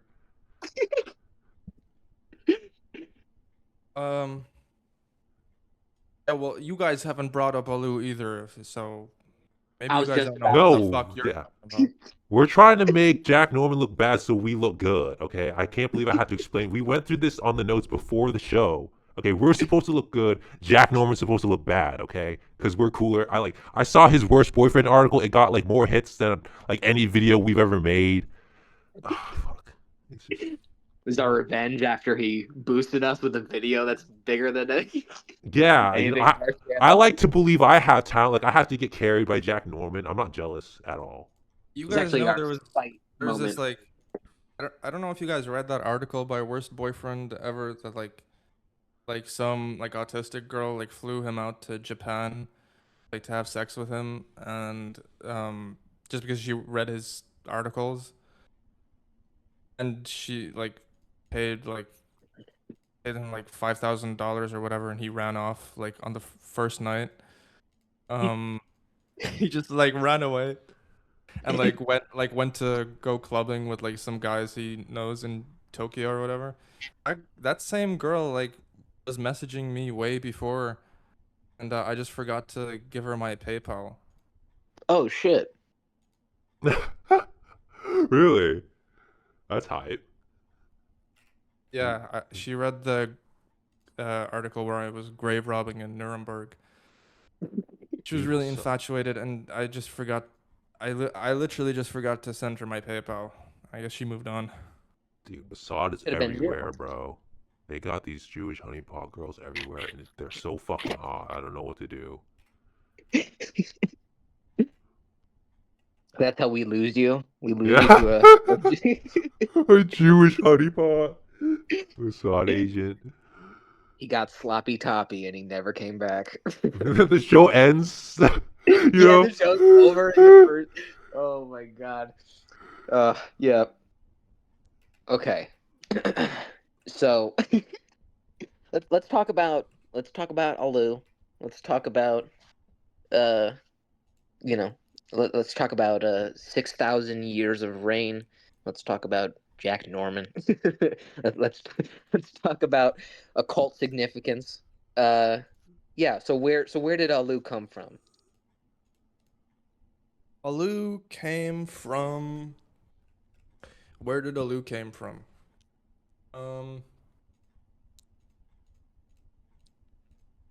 I was writing the play without any narration, more like in the style of Cognito Hazard or Boring and Broke. It was really bare, and I felt it was missing some sauce. It was missing some musicality. Okay, I was looking at it, and there should be some kind of metaphysical element or some lyricism. Otherwise, it just doesn't make sense because Dugan is this occultist and this metaphysical character. It doesn't make sense for the forum not to reflect that. So, and then also I was going a little bit crazy, and so I started writing these kind of stream of consciousness kind of screeds. And you see it kind of evolve in real time. Like he comes in halfway, introducing himself, halfway through the play. And I also wanted, I don't know if you guys noticed this, but there's a lot of like these vignettes in the play where it just kind of goes to some totally unrelated scene for like half a page. Totally unrelated characters, like near the end, like you have the Henderson twins digging up a bird behind the backyard that's like the size of a truck. I just wanted to write that stuff. I just had it in my head, and it seemed a shame not to. And it seemed to kind of make sense, coalesce with what was happening in the main story. But I mean, I guess that's up to you. I'll leave that up to your determination. Yeah, I feel like those well, I think the demon in a lot of ways, is kind of like representative of like the entire era of the story or something. Like he is like this, like, he's like emblematic of like the time or something that is spent in the story. And it's and like a lot of those kind of one-off moments, it feels like you're, yeah, being privy to a to just like a piece of life or something that almost seems irrelevant, but somehow it somehow kind of speaks to the entire piece in some weird aesthetic sort of way. um uh and him saying at the end, like, I'm neither invited nor refused, it just feels like the whole era is kind of is kind of like long gone and forgotten or something, like the like we're time traveling, we're spending this moment in this time, we're reliving it, and then accepting that it's the past, and people may never even know the context of it, or know what it was or anything like that. It's because time is just gonna march on. I don't know if that's completely off the mark or whatever, but that's kind of how I was feeling while I was reading it. That's pretty accurate. Yeah, I mean, I like that interpretation. And I'm one of those guys that think there's one correct interpretation to every story. I'm not like Jack Norman. Like Jack Norman was on your podcast like 8 months ago saying like, John J. Stancliffe, he gave the skeleton key to his book Fed Book and he explained every scene and fuck you, John J. Stancliffe. I'm not gonna do that. I hate John J. Stancliffe. I'm Jack Norman. I'm the best. I just I don't really fucking care about there being 100 interpretations for this. There's one way of seeing the story, and what's wrong with that? There's one way of seeing the story, and it's the way that I wrote it, and it's the way that I envisioned it. And if you're off the mark, you're off the mark by 20%. If you're off the mark by 10%, that's a little bit better. I like you a little bit more. But what's wrong with that? I mean, why does everything have to be open to interpretation? Is that because you're retarded? I don't know. I mean, Literally, all my short stories are open to interpretation. But anyway, no, Oh, it's, I completely understand where you're coming from, though. it's because Jack Norman plays too much KOTOR too. Like you guys don't understand it's his identity, and that's like the entire philosophy of the game, So we gotta cut him some slack.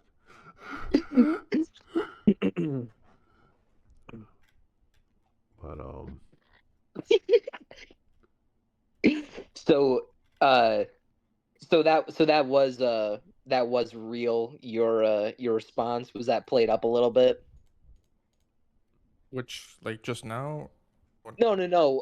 When you kind of beefed with him over Substack. Yeah, I mean, I don't even remember. People like bring up this stuff to me. Like, I don't remember what the fuck I wrote. Maybe it was like, maybe I just woken up and I just grabbed my smartphone and I saw that Jack Norman posted it again and I was fucking pissed off. And, I mean, who the hell knows? I want to believe it's real. Okay, I want to believe it's real. I want to believe there's actually a deep-seated resentment that is brewing between you two. Yeah, What, that the the hatred. the guy reads like stories like with a Foster's in hand, like with a remote control in hand, like watching the footy. Like, no, obviously you shouldn't read a book like that, Yeah, with just like Yeah, kangaroos hopping around in the backyard and shit. So, Trying to get work done. There's kangaroos in the back. yeah. Man. King, did you have any more thoughts Well, on yeah, our I was weapon? gonna say like we've been talking a minute for on no weapon formed against you. Like you want to get to broke in Buenos Aires or boring and broke in Yeah, Buenos yeah. Aires.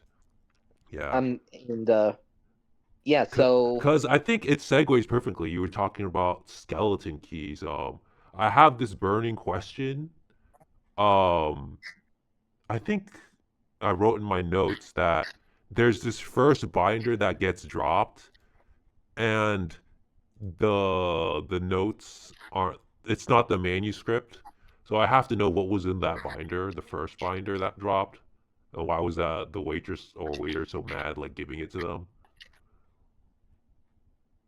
I guess the idea there was just that like Leroy or not Leroy, uh, Freudian slip, Leopold. Leroy is the guy that Leopold is based on. The idea is that he went into that restaurant so many times and ordered so many meals, and to every different waiter, he like scammed them into. He drew like a little drawing on a piece of paper and signed his name next to it and said, "This is my autograph. This is going to be worth hundreds of thousands in the future. So have this in lieu of my money for the meal." And he's done that so many times that they have a binder full of his papers, and finally somebody caught on and fucking and they just like barred this guy, and they assume that it's Parker's and Marquis. Based. It's like finally knowing what was inside the Pulp Fiction case, like I can finally rest at ease knowing. I had to know. knowing the full context. Yeah. The one true interpretation as given to us by Daniel Gavilovski. So Yeah, where did did the inspiration for this one come from? Because this one's basically just a straight, comedy with I guess your flair for being able to accurately depict friends talking with each other. It's basically just a straight comedy. It's a straight comedy. Yeah, I call it a tableau vivant. I wanted to write something that was like a Woody Allen film, like Manhattan. I really love Manhattan. Mm. Um, and I just love the dialogue in that film and the way it looks and the characters. I mean, it's a really timeless picture. But there's a lot of films like that, like Metropolitan. Um, so I kind of wanted to do that on the one hand, and also like I wanted to uh, like do like a little pastiche of like A Movable Feast and like a lot of the memoirs that were coming out of Paris.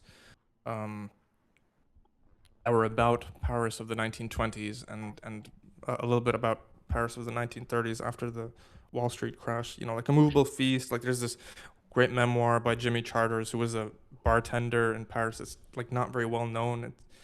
Um, he like served drinks to like James Joyce and Hemingway and all these different characters, and it's just like a really good book that I love. And like Shakespeare and Company by Sylvia Beach is another inspiration. It's just like this memoir of this girl who runs this bookshop, and James Joyce comes in one day and says, and like starts crying, like, I can't get Ulysses published, and I'm writing this book called Ulysses, and please, why won't somebody help me? And this girl is like half in love with this weird autistic nerd that came in, and she says, I'll publish it, and it's like, what? And like, if she figures she's never published a book before, she runs a fucking bookshop in the 1920s. She like figures out how to publish Ulysses and like get it bootlegged into America where it's banned because of obscenity, and it's this great book. And obviously, like that whole relationship between Beach and James Joyce is the inspiration for like Arturo and Isabella. So it was like a lot of that kind of stuff. I wanted to write something that's like nostalgic, but like looking at now. Although Yeah, I ironically, it's mean, been so long since I wrote this that this is now like not historical fiction, but it's like looking back at an epoch that is now ended, which is like this of post-COVID, like, digital nomad milieu. I mean, Just you in really modern. I like how you modernized it because the girl in the book publisher is like a brown tomboy, so automatically now all the right wing people love it, right? So you did a thank you. good job there. Yeah, that was a yeah. I thought that whole subplot was really funny, and like her just him keep coming up with he keeps coming up with all these like new parameters for the book that just like completely like cost them like just so much so much more money. Um, yeah, that was super funny. Um, I liked that you had two characters basically rehash your essay beef with Freighter. Oh, yeah, maybe. I think the freighter beef was after. Oh, really? Okay. Yeah. Because two characters start basically going into the merits of writing from a lived experience or writing from from a sheltered honed in experience or whatever. Um, Yeah. Well, so that's were you like writing about that and that was like on your mind and then so you wrote an essay about it after like while you were doing this and then that just started this whole beef. um there was a pretty wide berth between the beef and the play. But yeah, the play, that part in the play was definitely inspired by discussions that me and Freighter had, and part of that character was based on Freighter, and a lot of like things he says are direct citations of Freighter. Like the Shakespeare wrote The Tempest having never seen the sea. That's a real thing, supposedly. That's something Freighter said. Um, a I lot of the mean, play is like guys in our sphere, um, that I was just wondering, like, this is so like it's so like Paris of the 1920s, like the West Bank or West Bank. Isn't that? I think West Bank might be a Palestine thing. I'm thinking of something else. Um, but like it's like if you remove the computer, if you remove the internet, these are the same kinds of conversations that would be conducted on, at at tables in a cafe, Paris. So I kind of wanted again like to kind of like make it nostalgic but modernize it and like bring my friends into this thing. So it's like this weird melange of past and modern. So a lot of the characters are based on people that I know, like way more than any other play I've written. Like they're really like one-to-one copies essentially. Like Leopold and like Rhyme and Grind. So Hell yeah. Um, I mean, I like this one quote that is true, that is very similar. It's like I don't have to write to be a writer. That's how we all feel. yeah, exactly. So I'm waiting for a good epigraph to come. we're all gonna write one day. So it's just the way it has to be. We're never gonna write until we need to write. So Yeah, have we discussed, I guess, the essay beef at all, and like what our takes on it were or anything like that? Or because we don't, I guess we don't have to rehash it if we already discussed it, but I don't remember if we talked about it much. I don't think I so. don't remember either. I think you mentioned it definitely. I remember you mentioning it. All right. Actually, 1 second. All right, we're back recording. Had to pause it for a little bit for undetermined reasons, but just so you go on. Where were we? Undetermined reasons. We will not specify what they were. They were not gastrointestinal. They were not. They were. It was not a break to shit on other writers. It was purely constructive, getting things back on track. A couple of minutes. Yeah, the best. There's nothing to see here. Moving right along. All right. Yeah, I don't even know where the fuck We were where at we were. Boring and Buenos Aires. We were talking about the Oh Brown yeah. Tomboy publisher Oh yeah. and how cool it was, and all the all the influences from Boring and Buenos Aires, stuff like that. hmm Um, Uh, Daniel, this one you said was also staged. Did this one actually have a decent? Well, how do you feel about this one being staged in Dublin? It was awful as well. Really bad. I don't really want to talk about it. Not worth mentioning. I don't even want to give them the publicity. No. Was it the same sort of deal that you were like you wrote it before it was a full book, and you wanted people to stage it, and so you got a hold of them Exactly. or something? Exactly. It was right before No Weapon Formed Against You started writing that, and I wanted Boring and Broke to. I wanted eyeballs on it. I wanted people to see it. They took it, and they ripped out chunks of the script. They added in chunks into the script.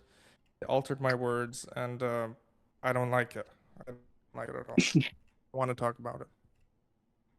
yeah. Would you say that Boring and Buenos is like autobiographical for like the whole scene? I guess. Uh, that Yeah, we yeah, built, it's right? biographical. It's definitely about the scene. I mean, I would go as far as to call it a scene book. Um, it's one of the scene books, but but it's not me. I mean, I'm not in the play really. It's really about the guys that I've known and seen around. I would never write something autobiographical about myself. Sure. I mean, it kind of ties into it, but like, I mean, I was watching. I haven't watched all of it, but like I've skimmed through. Was watching White Pill Media's latest video, and he's talking about how it is kind of true that like the scene has kind of died down. Like after I guess Nutcracker was the last lightning rod, but it feels like nobody's writing anything anymore. Yeah, I don't know if you have any thoughts on like how the scene has gone, where like we've all slowed down and we're all geriatric and not writing books anymore. Hmm. I don't know about that. I mean, I don't know. I think it's gotten more prestigious. I mean, you look at like Ross Barkan, like who, like 2 years ago, if even that, was like reviewing Incel by ARX Han and Mixtape Hyperborea by Adam. And and now he's running the Metropolitan Review. He's like a big New York guy. He's like his book is getting reviewed by like whatever, the New York Times, and it's like a big deal. Like Adam Luz is running fucking I don't know, a train on like 15 e-girls in Los Angeles or whatever. Um he's getting his parties in Rolling Stone magazine, like Dan Baltic is like running a publishing house. Like I don't know, things seem to be growing. Maybe less books are being written, but I think that's a good thing. I mean, most books really don't need to be written. I mean, there's way too many True. books. There's True. Damn. so much Fact. shit. Like Nutcracker, like fucking antelopes, the jack antelopes or whatever, like Jackalopians, like Jackalopians. Millennium, like it's just these fucking pictures that come to mind. It's just like does this really need to be written? Like that ghost thing, like Ghost PC. Ghost Give up the PC. ghost. Oh, Like Coming after everybody now. does this shit need to exist? Like it really doesn't. Like the, like Carbon Pages needs to exist because it's a fucking took so fucking long and so much effort, and it's actually good, and it Carbon has the Pages aesthetic mogs. unity of a book. So, But I do have to say, because we're awesome friends, shout out to PCM Christ for Give Up the Ghost. We love your books, even though Daniel doesn't. So, I can't comment on anybody else's books. I haven't read Nutcracker or whatever. But Jesse, you should save us. You should save us before we lose PR. Just a little band-aid for all of the guys out there. We do like your books. It's We just love all your Daniel. books. This is all his fault. Yeah, it's just Daniel. We love every single one of you. None of you have made a mistake or a bad book in your life. That's true. We're actually lying to you guys. when we. My opinion is not representative of this Subverted Subversions podcast, Catalytic Converter podcast. Actually, Look, we're this man's a lying. radical, okay? He's a radical. We brought him onto our show. We don't know what he's saying.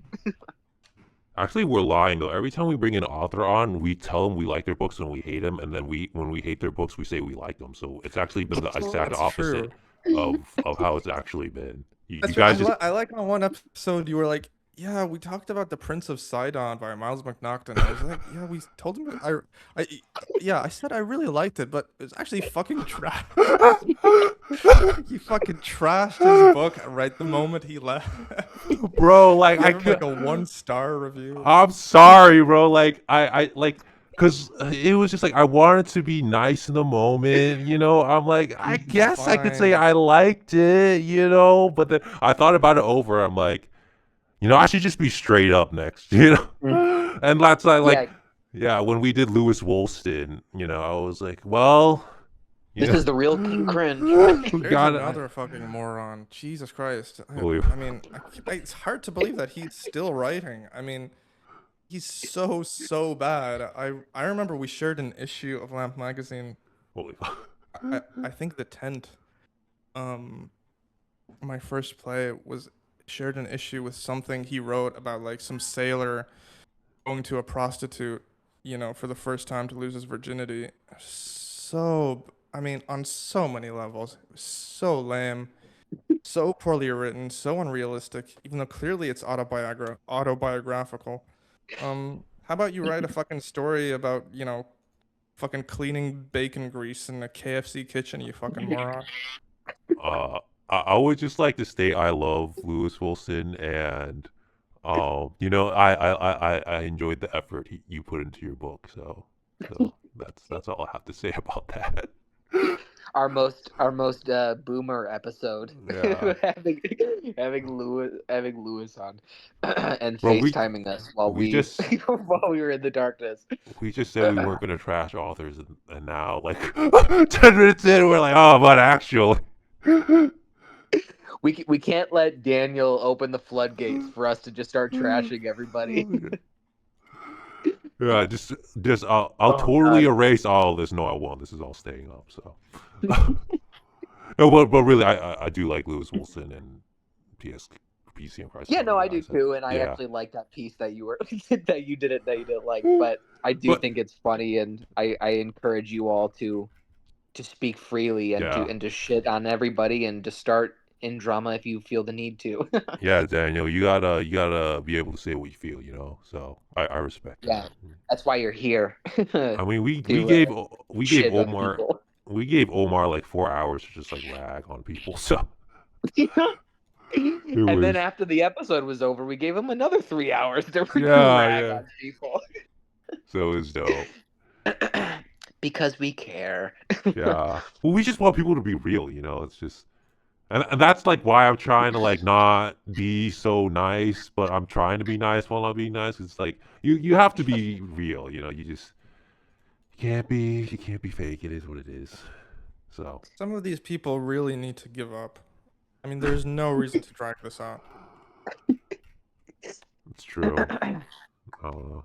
So So, um, we were talking a little bit about the trough, off air, for a minute. Do you kind of want to have your thoughts on the trough, just kind of like publicly available to the people here and on the record here? Oh yeah, I mean, I liked that guy's review. I thought it was really funny. I mean, he didn't like no weapon formed against you, but I can't even be mad because I lolled so much at his review. It's like 3 hours long. It's like it reminds me of like that guy like Quentin Reviews who did like fucking 24-hour retrospective on every iCarly episode where he just summarizes the episode. Like he doesn't even analyze it, but it's awesome. Not the iCarly thing, but Trough. Pretty awesome. I love that. So yeah, I mean, yeah, I haven't listened to that interview, but I always like White Pill Media because it's like he's like doing a spoiler review, so like the person, if they don't want to buy the book or like read it, they can just watch his review and like have a good idea of like what's happening. I think a lot of Yeah, his criticisms would be assuaged if I just told him, No Weapon Formed Against You is not meant to be staged. It's a closet play, which is a whole genre of play which is meant to be read. Like Faust. Faust Part Two is not meant to be staged, really. Um, I think a lot of his criticisms were like kind of on a practical level, like that. Like how could you how could you possibly stage this? It doesn't make sense. It doesn't make sense. I mean, well, and also accusing you of being a commie. yeah, I could. Yeah. Also, I'm not a commie. Where he said There's a that lot you're of a communist? misunderstandings here, guys. He said the whole time, he's like, I don't know, what this guy believes in. I don't know if this guy believes this commie stuff. He just like kept accusing him of believing the stuff that people were saying in the book as his actual beliefs, Right. Right. Bro, that's which was super funny. bro, that's so wild. Cause like, bro, like, I think you were on it, Daniel. Like, we were on Twitter and like we were talking, like, cause this guy was like, "Oh, put in requests for reviews." And I think he looked at your page and like saw the Nazbol stuff and thought you were a communist or some shit. Like, bro, like, nah, it's just imagery, dude. Right. Exactly. So it's like, bro, we can't. I don't know. Yeah, and like I was saying, it seems like some of like the thematic context was lost, and some of the the emotionality being suggested, behind some of the events, was just kind of lost, and maybe just seen as an endorsement when I mean, it's clearly not an endorsement, but I think that's an interesting litmus test for people to read it and not have any idea who you are. They just read it and go, "This guy might be a fucking commie." And That's true. it's fun to hear different like weird opinions on your book. Like Yeah. I don't know. I mean, I just found it like fun and funny. I It lulled should a lot. it So I should be appreciate that the guy divided. reviewed it. I even DM'd him. I was like, thanks for the, your review was awesome. Hmm. Yeah, if everybody's glazing your book, you've done something wrong, you know? Yeah. Like at least 50% has to be upset for it to be a good book, probably. Yeah. So Yeah, it's gotta push buttons. It's gotta have its own sense of identity. It can't just be something trying to placate to everybody. it has to be too smart for the reviewer, if I may do say so myself. So Yeah, Daniel, I've got a handful of questions I wanted to pick your brain over. Um, one being, and not to derail the convo too hard, but the Trump admin intends to maintain tariffs on imports from Mexico and Canada. And I was curious if you had any thoughts on that. I I I thought we were having a good conversation. I don't know why you're bringing up this shit about. I don't care about American politics. I don't want to have anything to do with that. Okay, so no, I'm no comment. Are you sure? Because I mean, uh it's pretty. I mean, it's pretty pressing. Like the things we're bringing up. It just seems like It's not like okay. Fine. What is your opinion then? I mean, bro, I'm just I don't want I don't want to fucking take up real estate in my brain, like forming okay, opinions let me lay it out on for you, Trump's okay? real estate practices. Like let me explain it to you, Daniel. Like we live in America, okay, and Donald Trump is our god emperor of the Republican right wing, okay. And if you're not for him, you're an enemy of the state, a terrorist, okay. Are you a terrorist, Daniel? Is that what you're saying? Like you hate America, you know? And I just I can't abide by these leftist communists like you, Daniel, who come around and just you know fuck you up our come on scene, to our basically. You yeah, you know. come on to our American podcast, our American show ran by Americans, and you don't have a goddamn opinion on our economic policies. I just like I Oh don't my know. God, guys! I thought we were having a good time. I thought we were having good flow. I mean, how about you come on my podcast and we talk about like the 1990s trade policy of Kazakhstan or something like it. I Oh, hated you don't the, have the an trade opinion on that? That policy. Well, I sounds hated interesting. it. Like, well, Hated none that of it. sounds my boring. business. None of my business.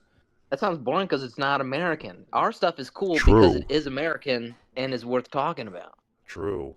The world revolves around America, like New York and Right. LA. That's the world. We're You the know. center of the solar system. I mean, You it's live like on happening like here. Pluto, okay? You're just a speck. Fucking Euro trash. Can't believe it. I mean, look, we can move on, but I just want it like No, stated for the record. just move on. Just I don't want to talk about it. Just move on. All right, all right. Look, I mean, Yeah. all right. You heard it here first. Authors are such divas, bro. Authors are such just divas. They can't have a good it, conversation on a podcast. So esteemed author Daniel I can probably Gavilovski do has more no pull-ups than you. opinions. What was that? Sorry, I yeah. didn't catch that. What, you gonna manhandle me, Daniel? You gonna rape me? Is that what you're saying? That you could rape me right now? Me on all fours, just take me down, and fucking put your seed in my fucking butthole. Is that what you're saying, Daniel? Is that what you came here to do? To fucking rape the SS boys? Yeah. All we want Guys, is some guys, clear answers here. guys, I can probably do more push-ups than both of you combined. Okay, so don't mess with me. You're gonna push into my back hole, my back door, Daniel. Is that you're gonna fuck me while you do push-ups, like the hot fucking guy you are, Daniel, with You that gonna push sexy up your bod? cock? You Yeah. gonna push up your cock into King's ass? That's what's going on here. This is what happens when you don't talk about trade policy, with Americans. They start wanting to get fucked. Yeah, it just We so get happens, violently angry. you Turn into know. fucking gay monkeys. Where do you think Corona came from, bro? Okay, it's us being, a little fruity, a little experimental. Okay, and when that happens, we just shut down the whole world, so it's cool. So, um, yeah, that's what happens when we get raped. It's not cool. Yeah, gay monkeys that write American classics. Glass. That's So true. you take that to the bank, Daniel. Yeah, I mean that is the subliminal message of hate spree. Is actually I was repressed from being, fucked. So just so you know, that's actually the sub. What's the term? Is that the term, like subliminal messaging? Yeah, the subliminals. Yeah, you missed it. All the readers missed it. You guys didn't get it the first time. You're coming out as a fag on the pod right now. So do you Yeah, guys have any like actual like questions or like what the fuck is this? I got a few more economic questions. Let yeah. me Do see do we about have any more notes about Buenos Aires, Trump or and you think we're good? uh yeah. I mean that's pretty straightforward. I mean I do think it's funny that it's basically about our scene and all the characters are talking about like writing a book, but they can't like show you the book or something. It's like it's Yeah. that basically summarizes our scene quite a bit.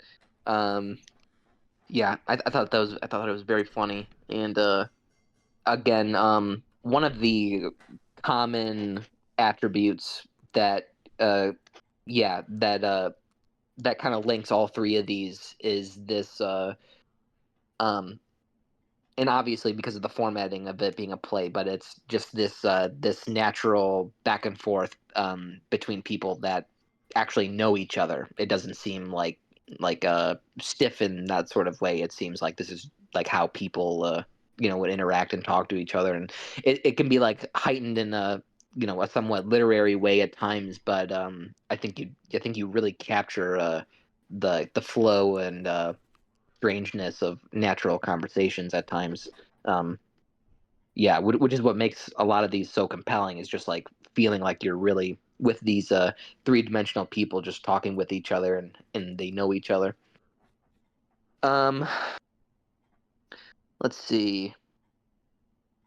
Um, yeah, so I guess how long I was about to ask how long it took to write, but I think a more pressing question is what was the main impetus, I guess, like the chicken or the egg kind of what came first sort of thing? Was it that you wanted to set out and write these plays, or did you have like a vision in mind that you thought like needed to be, the best way to execute this certain vision is to format it in the play? Or was it all like one solid thing together, like I should write a play about like this and this? Or yeah, kind of what was like the chicken and the egg uh for the whole, I guess, Carbon Pages in general? It was kind of, I mean, it was case by case. Like each play kind of had a different impetus, and I didn't know that I wanted to do a book of all of these three plays um, until I finished Boring and Broke. I started No Weapon, it's the last one.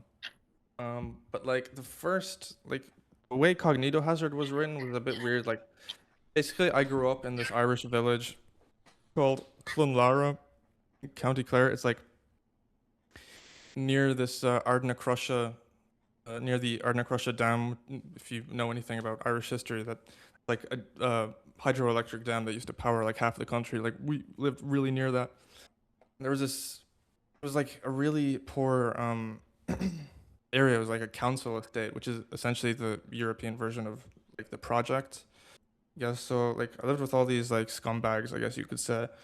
And like that was until I was like 8 years old, and it was actually like a really fun time. We used to like run around the village dump and like jump on this couch that was like all rusty and tetanus laden, and just we'd like climb trees with the girls and stuff. And my family moved and to like this really kind of shitty town.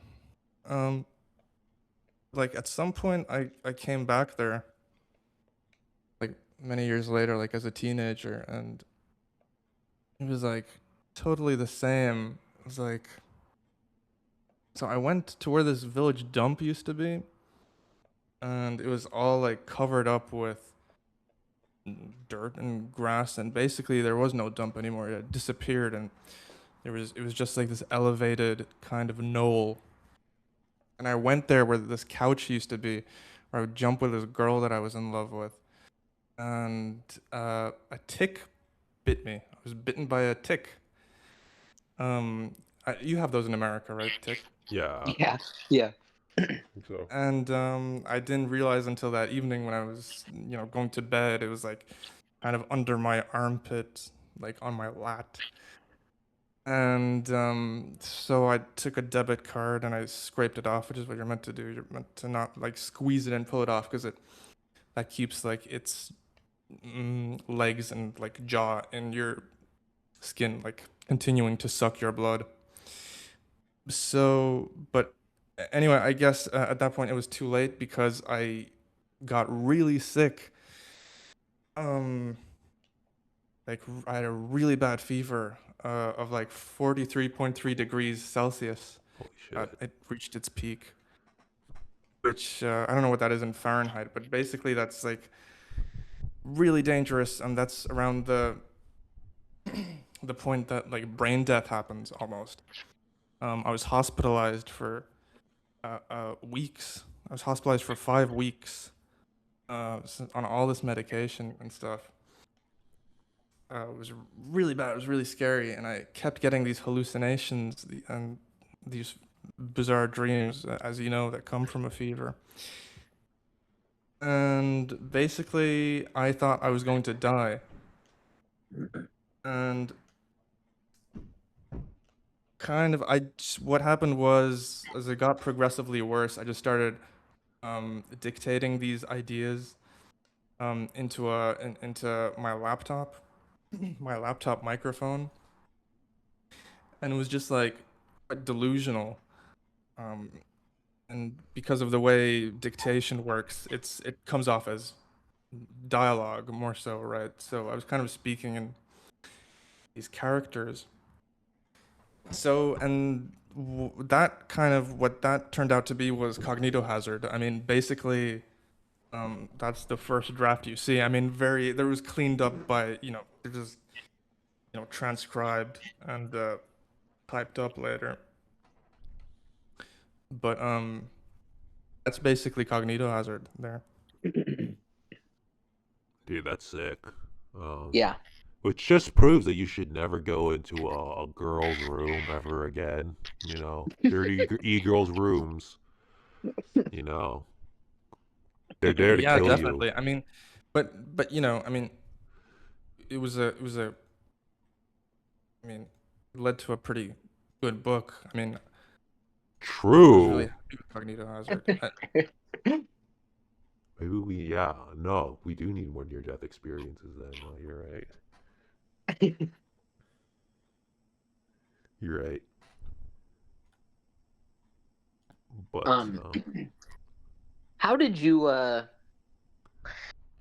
do you kind of want to talk about your history with Unreal Press and just kind of like getting linked up with them and them putting out well, first I guess your short from way back when, and then and then putting this together.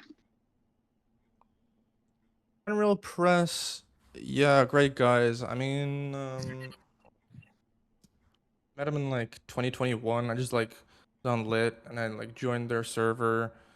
I was like in uni studying anthropology at the time. And yeah, I don't know. I mean, the thing is that they're just like a collection of really interesting, like weird people that you don't meet like even on the internet or like anywhere. Really well-read guys, like really well-formed artists. I mean, like one of the best writers working today, as far as I'm concerned, is part of this group. Very lucky to have him as a friend.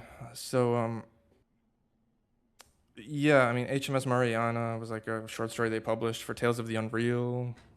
It's pretty well received. It's actually like pretty big in Indonesia for some reason. But yeah, like the tent, like we hooked up with like Lamp magazine, and that's kind of like a big watershed moment, like when like Kenneth Hartley came in, like Ogden Nesmer, like Zulu, like these, I mean, they were like cult figures. Not many people remember now, because like there's so many like big guys in the scene, but it was like really exciting to talk with those guys. And Yeah, bro. Like, yeah, like we talked to Ryan, and yeah, we did talk to Ogden too. Mm-hmm. yeah, So yeah. those guys have definitely been around the block, and I think have had a big impact on us on what we do. For sure. Yeah, so much admiration and just total love and respect for those guys and what they've done. And yeah, like yeah, couldn't be thankful enough for them just being creatives. Yeah, Kenneth is like was my biggest supporter like ever. Even though the tent wasn't that great, he did like such great graphics for that. I remember for that issue. He had like a Bro. playbill graphic. He's always so supportive. I'm so like He's a so real happy to nigga like for have this sure. kid. Um and like I mean actually Ogden is the first person that I read No Weapon Formed Against You. I was like really happy to get his feedback. He gave such like just like interesting feedback on that play. I was so happy that he was happy with play, because I mean what it's like when you're working on something for a long time, and like it might be shit. I mean, you might be totally delusional. It's really hard to gauge what a work has become by the end, if it's good or bad. So like so Ogden's feedback meant a lot to me. He's like a family man now or something. He's like kind of gone off grid. Yeah. Yeah, he Like, disappeared. bro is gone, dude. Yeah, bro is gone. I hope he'll come back someday. I mean, awesome guy. I think he just kind of got sick of the shenanigans around here. You know what I mean? Yeah. Like the trolls and extremists and Doxing and shit. schizos, and he wants a suburban life, and I can totally appreciate that. No, I feel it. We all need white picket fences. We do. We do. Mm-hmm. So To retire to a standard normal existence. yeah, if we can afford it, that's the real problem. Can we afford it? So Guys, hold on. I'm gonna pee real quick. Okay, be right back. Okay. all right. Yeah, I don't. I personally don't have. I mean, I'm all out, but Yeah, I think I just want to ask him about the cover real quick and then the dedication. ask as many as you want, bro. Okay. Well, he also at the beginning he didn't when we talked about the Latvia party meltdown, he didn't tell us if he was the one who was tweeting that whole time, him melting down. Okay, if you wanna. Yeah, so I just like a little autistic clarification. Yeah. I say the No, word autistic so fucking much. no, listeners are gonna get a kick out of this one. They're gonna be like, "Wow, do King and Jesse really scheme behind the fucking author's back when they take a break?" Yes, we Right, we do. just we're just liars. We just talk shit the whole time. Uh, so, but no, like for any reader out there, go buy Carbon Pages, bro. It's really good. I liked it. I liked it a lot. Like actually. So Yeah, and don't take him avoiding our economics questions as a sign that he's actually a bad writer. He's actually a very good writer. no, that just makes him like unconscientious, right? He's not fighting for the social justice that we as Americans know. He's like just some Eurotrash faggot who like He lives in a bubble. You know, that's why nobody went to his party either, because we all know he's this fucking lame. So, but I will say Well, that yeah, when it comes back. right. I mean, the obvious being, no one's gonna fly out to Latvia. Yeah. The obvious statement: no one's gonna fly to some dude's flat in Latvia. It's like I didn't even know what the fuck that was until the party. I'm like, what's Latvia? Okay. Yeah.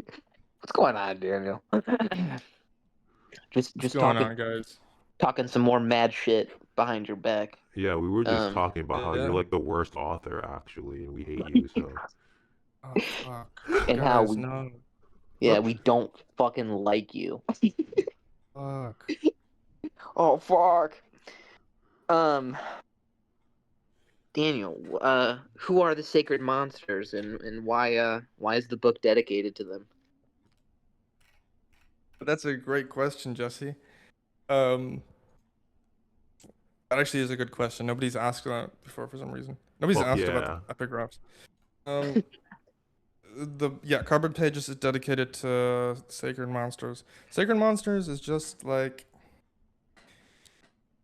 it's individuals who have just aura, basically. It's just these individuals in history with aura. It's Pol Pot, it's Marilyn Monroe, it's Yuri Gagarin, it's Stalin, it's Lenin, it's D'Annunzio, and by extension, it's Limonov and Dugin and Gorlatov. So, I mean, why are they monsters? They're like, it's like they conduct such evil deeds. I mean, they're not going to heaven. I mean, they have sacrificed their mortal soul. But now but they've superseded other the masses. So the book is just dedicated to them basically, and it's a little up for interpretation, I guess. As much as I hate that phrase. So what you're saying is it's dedicated to all the cool guys. All the cool guys. It's dedicated to all the cool gals and guys out there. Who've got fucking Riz. Yeah, Riz. Fucking Elvis. Elvis, yeah. Yeah, I thought that was that's kind of what I felt too, just reading that and then reading the whole book. I thought that was kind of like an apt way of describing the heroes of No Weapons. It just felt like yeah, it They're just like sacred. They're sacred because it doesn't matter what you think of them. It doesn't matter what kind of morality systems you apply to them. They're going to be remembered by your children and your grandchildren and such, and on and on and on. Okay? Sacred monsters are not tethered to, your paltry morality systems. So, and so True. that's the dedication. beautiful. Yeah. Very solid. Yeah, I think that's very apt and yeah. Yeah, I like that a lot. That's gonna be us, by the way, Jesse, when we take over the United States government. It'll be next year, Yeah. these motherfuckers are gonna see our Riz for what Yeah. it truly is. And they're gonna be like, "Why did you do this, King Cringe?" It's like, well, you see, Daniel Gavilovski wrote a dedication in his preface, and I had to fulfill it. So He imbued us with the confidence to shower the world with our Riz. exactly. Guys, if I had known that King Cringe would storm the Capitol and take over the United States, I would never have dedicated this book to him. I'm sorry. Look, he he took it like divine inspiration, like it was speaking to him, and he knew he had to make a difference. Yo, it's the Took words it of too Alu. literally. Alu was speaking to me, and I was like, "Bro, I had to do it. I had to do it to him." Just Alu like is the kind of guy who just like finds these sacred monsters and just like clings on to them for dear life. Please kill somebody, please. He's just begging them, and they're just like writing books and fucking off. That's how a revolution is formed, though. It's got to start Yeah. small. He's like, no, they're banging another mid. Fuck. Oh. Did you see that like Mama magazine that Adam Lewis put up? Oh yeah, I mean, because I was gonna throw that. I was gonna mention that in the plugs at the end, but yeah, I'm a staff writer for Mama. No way. Yeah, our Yeah, boy, so our boy. leveling up in this fucking cruel world. God damn it. I hope you can uh, bring some class to that publication because I really don't like the vibe of it. I don't really like the aesthetics of it. I don't know what Adam is doing. Maybe it's like the oh, other guy that runs it because I really like Mixtape Hyperborea. It's like one of my favorite books of this scene, to this day. And yeah, actually, like I don't know what to tell you, the Daniel. first, That's what it is. It's just gonna be looking like Mad Men. like the first act of No Weapon was like actually like really.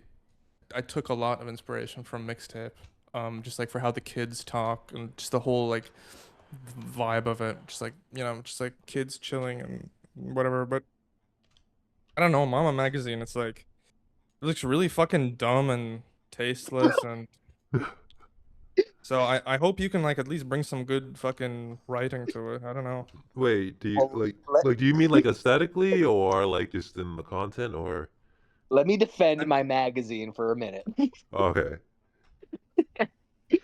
No. I mean, whatever. You can have your own opinion on the aesthetic. It's trying to be Mad Men, just just like a high production value, elite male, sort of an aesthetic. Um, For yeah, I mean, sophisticated retards. it is for retards. I mean, that's our moniker. It's Your MO, we yeah. try to aim for retards. Yeah. Um, yeah, at least I mean, yeah, you can hate the aesthetic, but read my article because Yeah, that's totally. worthwhile. Yep. Hey, I'll read your article, man. No, Yeah, I guess I'm plugging now. I do Oh, like yeah, your I didn't know yeah. that you so but like so you have like a permanent position basically, right? Yeah, I mean, unless I horrendously fuck it up, but basically, Adam, who officially came out as Denzel Rust, Yeah. him and Isaac Simpson, they're basically my bosses now. Let's go. Yeah, so yep, and we got a pretty tight circle of staff basically. Are you writing fiction or nonfiction? Nonfiction. Yeah, I wrote a. Yeah, we don't do any sort of uh fiction at all. So I wrote this article. It got published today, actually. All our we dropped like 5 articles today. Finally, we all this build up and suspense. We finally dropped our articles today. Mine is one of them. It's on the fast death of this totally retarded made up HR role for women that's in movies. Basically, it's called the intimacy coordinator. Oh It's yeah. literally just some bullshit job for women to come in and tell you how you can't shoot sex scenes. And they're already becoming super fucking irrelevant. So yeah, so I got an article up on the website for all you fans of the show, fans of the crew. Yep, go check out my article live on Mama. Yeah. And I've already read it. ignore It's what great. Daniel said about our aesthetic. It's great. It's yeah, it's telling intimacy coordinators to go fuck themselves. So that's really cool. Less HR problems. Yeah, I got a job now where I get to have reach but say things like shaved pussy and tits and stuff That's like that. So it's lots of fun. from what I see, it's like GQ, I guess, for like chuds a little bit. Where Yeah, yeah. you know, like I It's I chuddy.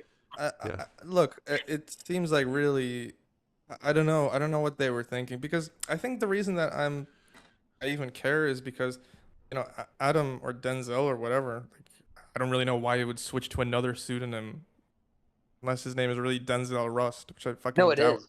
It 100% is. Uh, yeah, I think no way. So where does Rust come from? I don't know, dude. I've had multiple conversations with him about it where I had to be like, all right, you're not, like fucking with us, but I mean, there's no reason for him to lie to our, our entire staff. Like, there Well, are anonymous guys in there and we know their actual identities and I'll shit. give So it's him not like. I'll give him Denzel. I think Rust is like I think the surname is something else. It's probably Jewish. You He know, is Jewish. He's half Jewish, right? Well, yeah, yeah, but he Yeah. posted a picture of his driver's license yeah. But to show it. the And second they, part of Rust, it was blacked out. oh, was it? I thought it was just blacking out his address. Like it was like RUS or something, and then the rest was blocked out. So it's probably like Rosovsky or something. Don't you mean Rustenstein Goldberg? Yeah. No, but Look, I That's don't care about that. But yeah, like uh, passing by the name thing, you were going to talk about the aesthetic and what? Yeah, yeah, because I really love the mixtape Hyperborea cover and the back cover, and he's got a really great stuff on his website and that static blue like audio drama thing. I love just like it always Yeah. seemed like he had a great conceptual consciousness.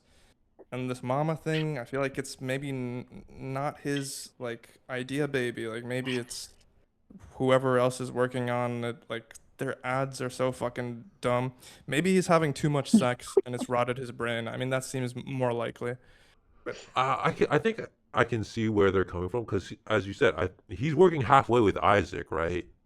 And if I'm not mistaken, I Isaac has written for Vice, right? Am I wrong? Yeah, and Yeah. like major publications and shit. But it's like, yeah, we have like in-house like designers and shit like that. So it's not like Adam or God, here I am calling him fucking Adam. It's not like Denzel is the one dictating like all of the aesthetic choices, It's like they Yeah. have people like working with them and all that stuff. Yeah, it seems more to me like it's a mixture of like Isaac's like Vice article pass plus Denzel's taste in some respects, you know. Like I think some of the things are really good. Like everything so far, like the power rankings are funny. The midweek mid is funny. The midweek mid is really funny. I'll give you that. you know, yeah, it's just and it's things like getting the e-girls in, and the Matrix is also a good idea. Like I think these are all good ideas as far as ads go. I don't know about like every single article. I haven't read it. Like there's gonna be writers. Obviously my boy Jesse will never do wrong. I mean, Yeah, look, if so. it's putting bread on your table, I'm not gonna poo-poo. Good for you, and No, like I I'm No, wishing you you the should best. though. Like, I think people need real feedback. I'm just like, there's good things about it. I mean, there is something like I guess what is it? Jack said in the Tuki's Discord, like it's a little bit safe for me, but it's like it's you got to be a real publication, and there's only so much you can do. So it's just like, it's good enough at least. Yeah, I mean, it is trying to have, despite being for retards, it is Yeah. trying to have a patina to be respected and to kind of rival, actual, current publications. They're Um, pushing the you bar know, pretty far, all things considered, too. Like they yeah, are I mean, saying and the we're N word and shit like that. right, It yeah, goes and hard. and we're just getting started with as far as that kind of stuff goes, and I don't mean to sound like overly defensive or anything. I just have to, because I represent them. I have to, I Oh have man, Yeah. I to get it. say, I like, get it. hey. But you But also you know, like believe in it, and that's what matters. And but also oh yeah, like I yeah, believe in it with every fiber of my being. And the goals and the aims of the magazine, I obviously endorse and support. Um, but honestly, yeah, even if you just like hate on the mag but read my stuff, I don't care. Yeah, but yeah, like real feedback's always good. I think people need it, and Yeah. it's why again, back to me. I try to be more honest, but it's like bad feedback doesn't help. So or not honest feedback. If you really do hate it for whatever reason, just like say it. I think that always helps because then people can actually see where they're going. So just air out any were there any other suggestions, Daniel, that you had, like maybe they should improve it in some way, or I don't know. Bring me on as like a talent advisor, like an let's intimacy coordinator or something. get Daniel paid.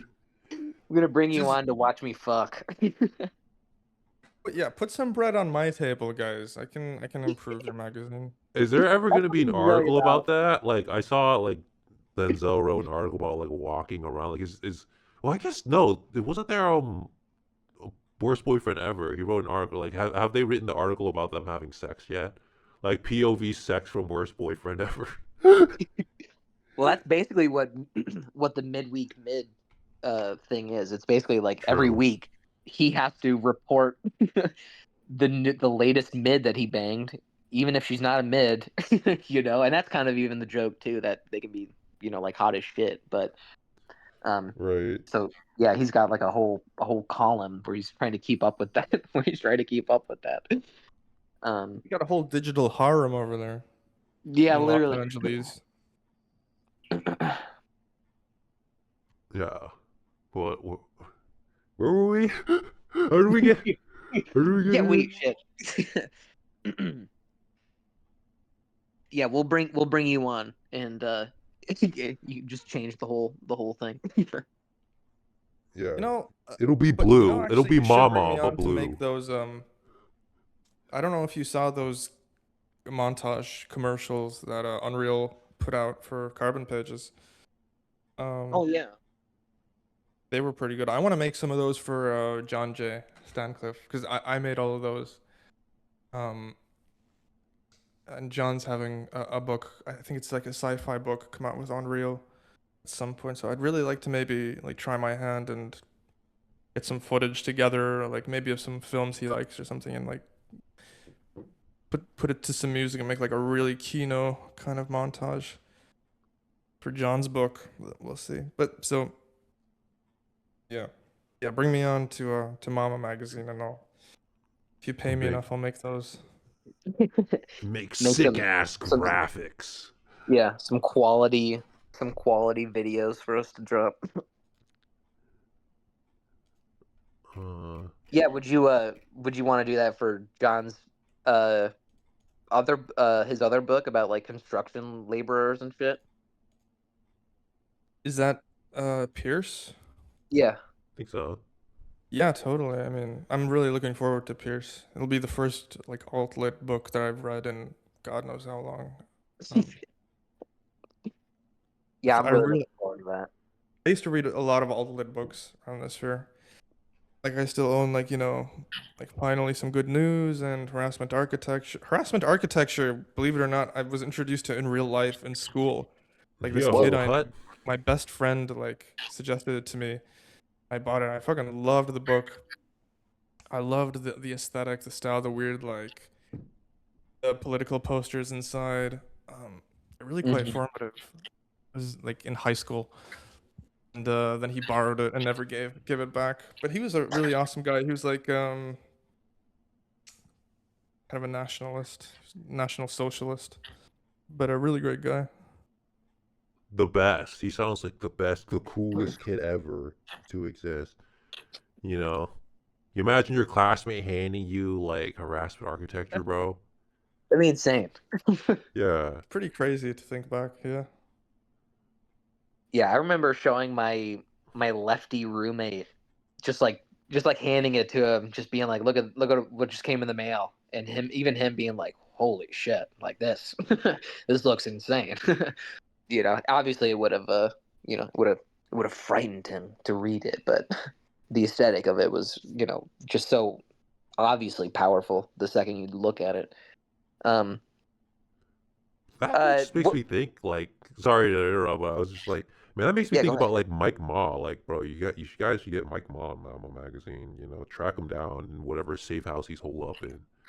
Dude, he used to write for somebody, maybe Breitbart. I forget who he used to Oh write for. He wrote yeah, he like, wrote for Breitbart. Yeah, yeah, you're right. yeah.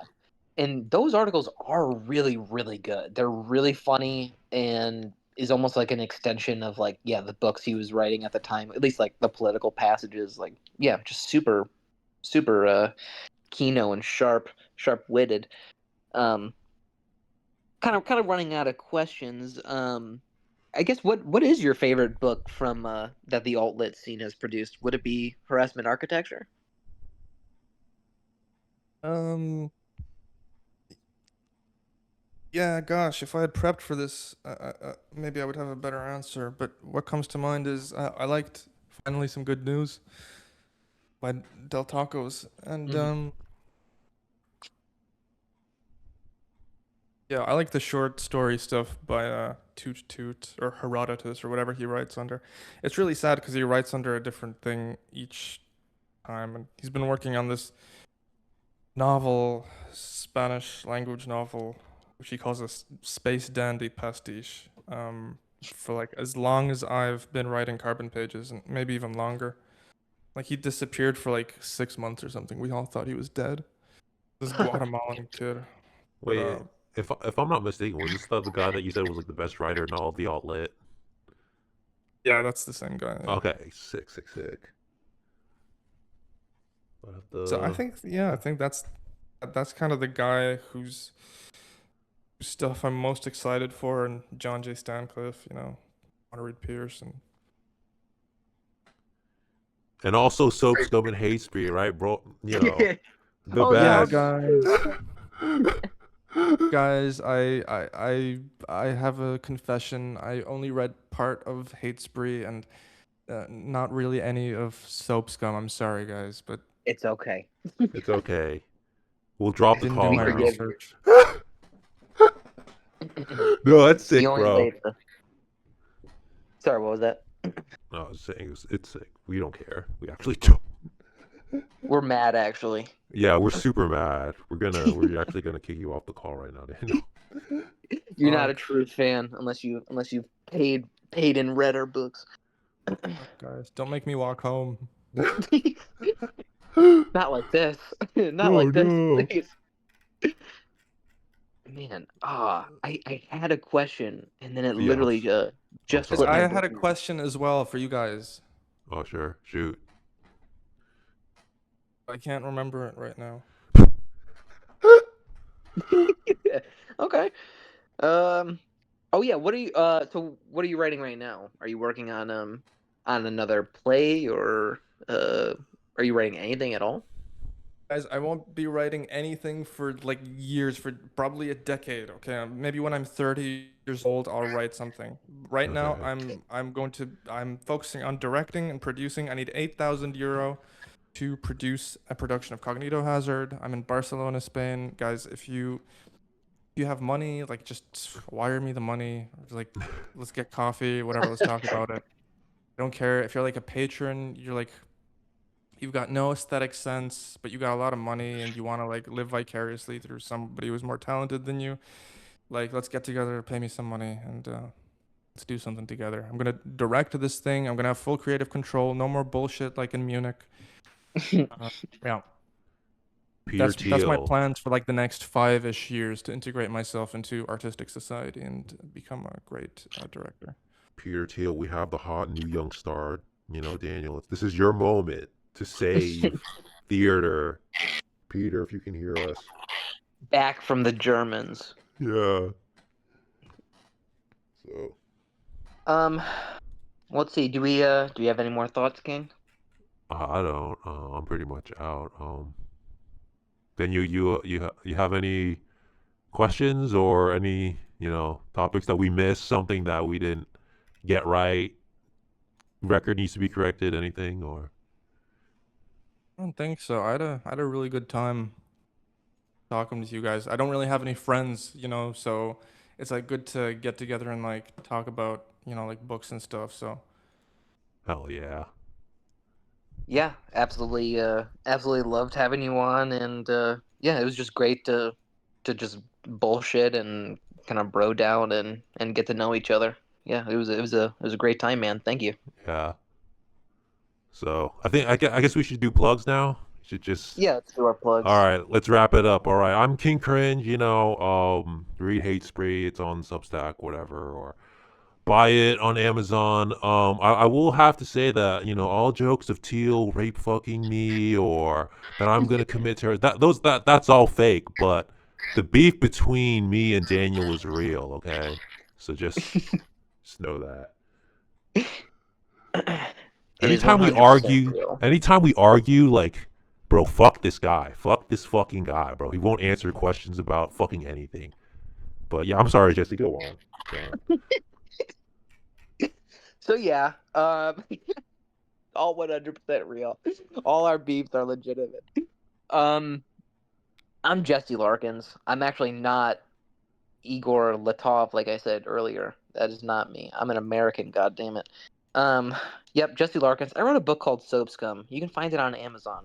It's pretty good. Some people say it's very good. Some people would say it's worth your time, actually. And you should buy it. I host another show called Rape Walker US. Go check that out. We go live on Twitter. My last episode, I had Michael Maggot, Todd Schneider on for like 4 hours, where I picked his brain. It's a really great episode. Go check that out. And also, like previously stated earlier, I am now a staff writer for Mama Magazine. Go check them out. Go check out the website. Read my article, "The Fast Death of the Intimacy Coordinator." And yeah, I think that's about it. Sorry for taking the floor for so long. Yeah, Daniel, please, actually, please one take us home. second. Let me just say, just for legal reasons, if it wasn't obvious, as Jesse said, we're not Dugan, Igor, Letov, or fucking Limonov. Okay, don't fucking sue us or some stupid bullshit. Okay, we're just joke. We're a joke podcast. Yeah, I'm We're sorry. not actual Nazbols. No, all right, now Daniel, I'm sorry. Yeah. I like King Cringe abandoning his fucking bit the moment he can. Um, yeah, my I'm name gonna. is Daniel Gavilovski. I I wrote a book called Carbon Pages, 3 plays by Daniel Gavilovski. Check it out. It's like $25 on Amazon for a hardcover. It's really high quality. It's not the KDP shit. It's got a dust jacket and illustrations. Probably some of the best writing to come out of this sphere in like 3-4 years. Um, and there's a paperback coming out of that. It should be like really affordable, like $9, $10, $11, something like that. And yeah, get that. Leave a review. You know, I like reading the reviews. Yeah, that's me.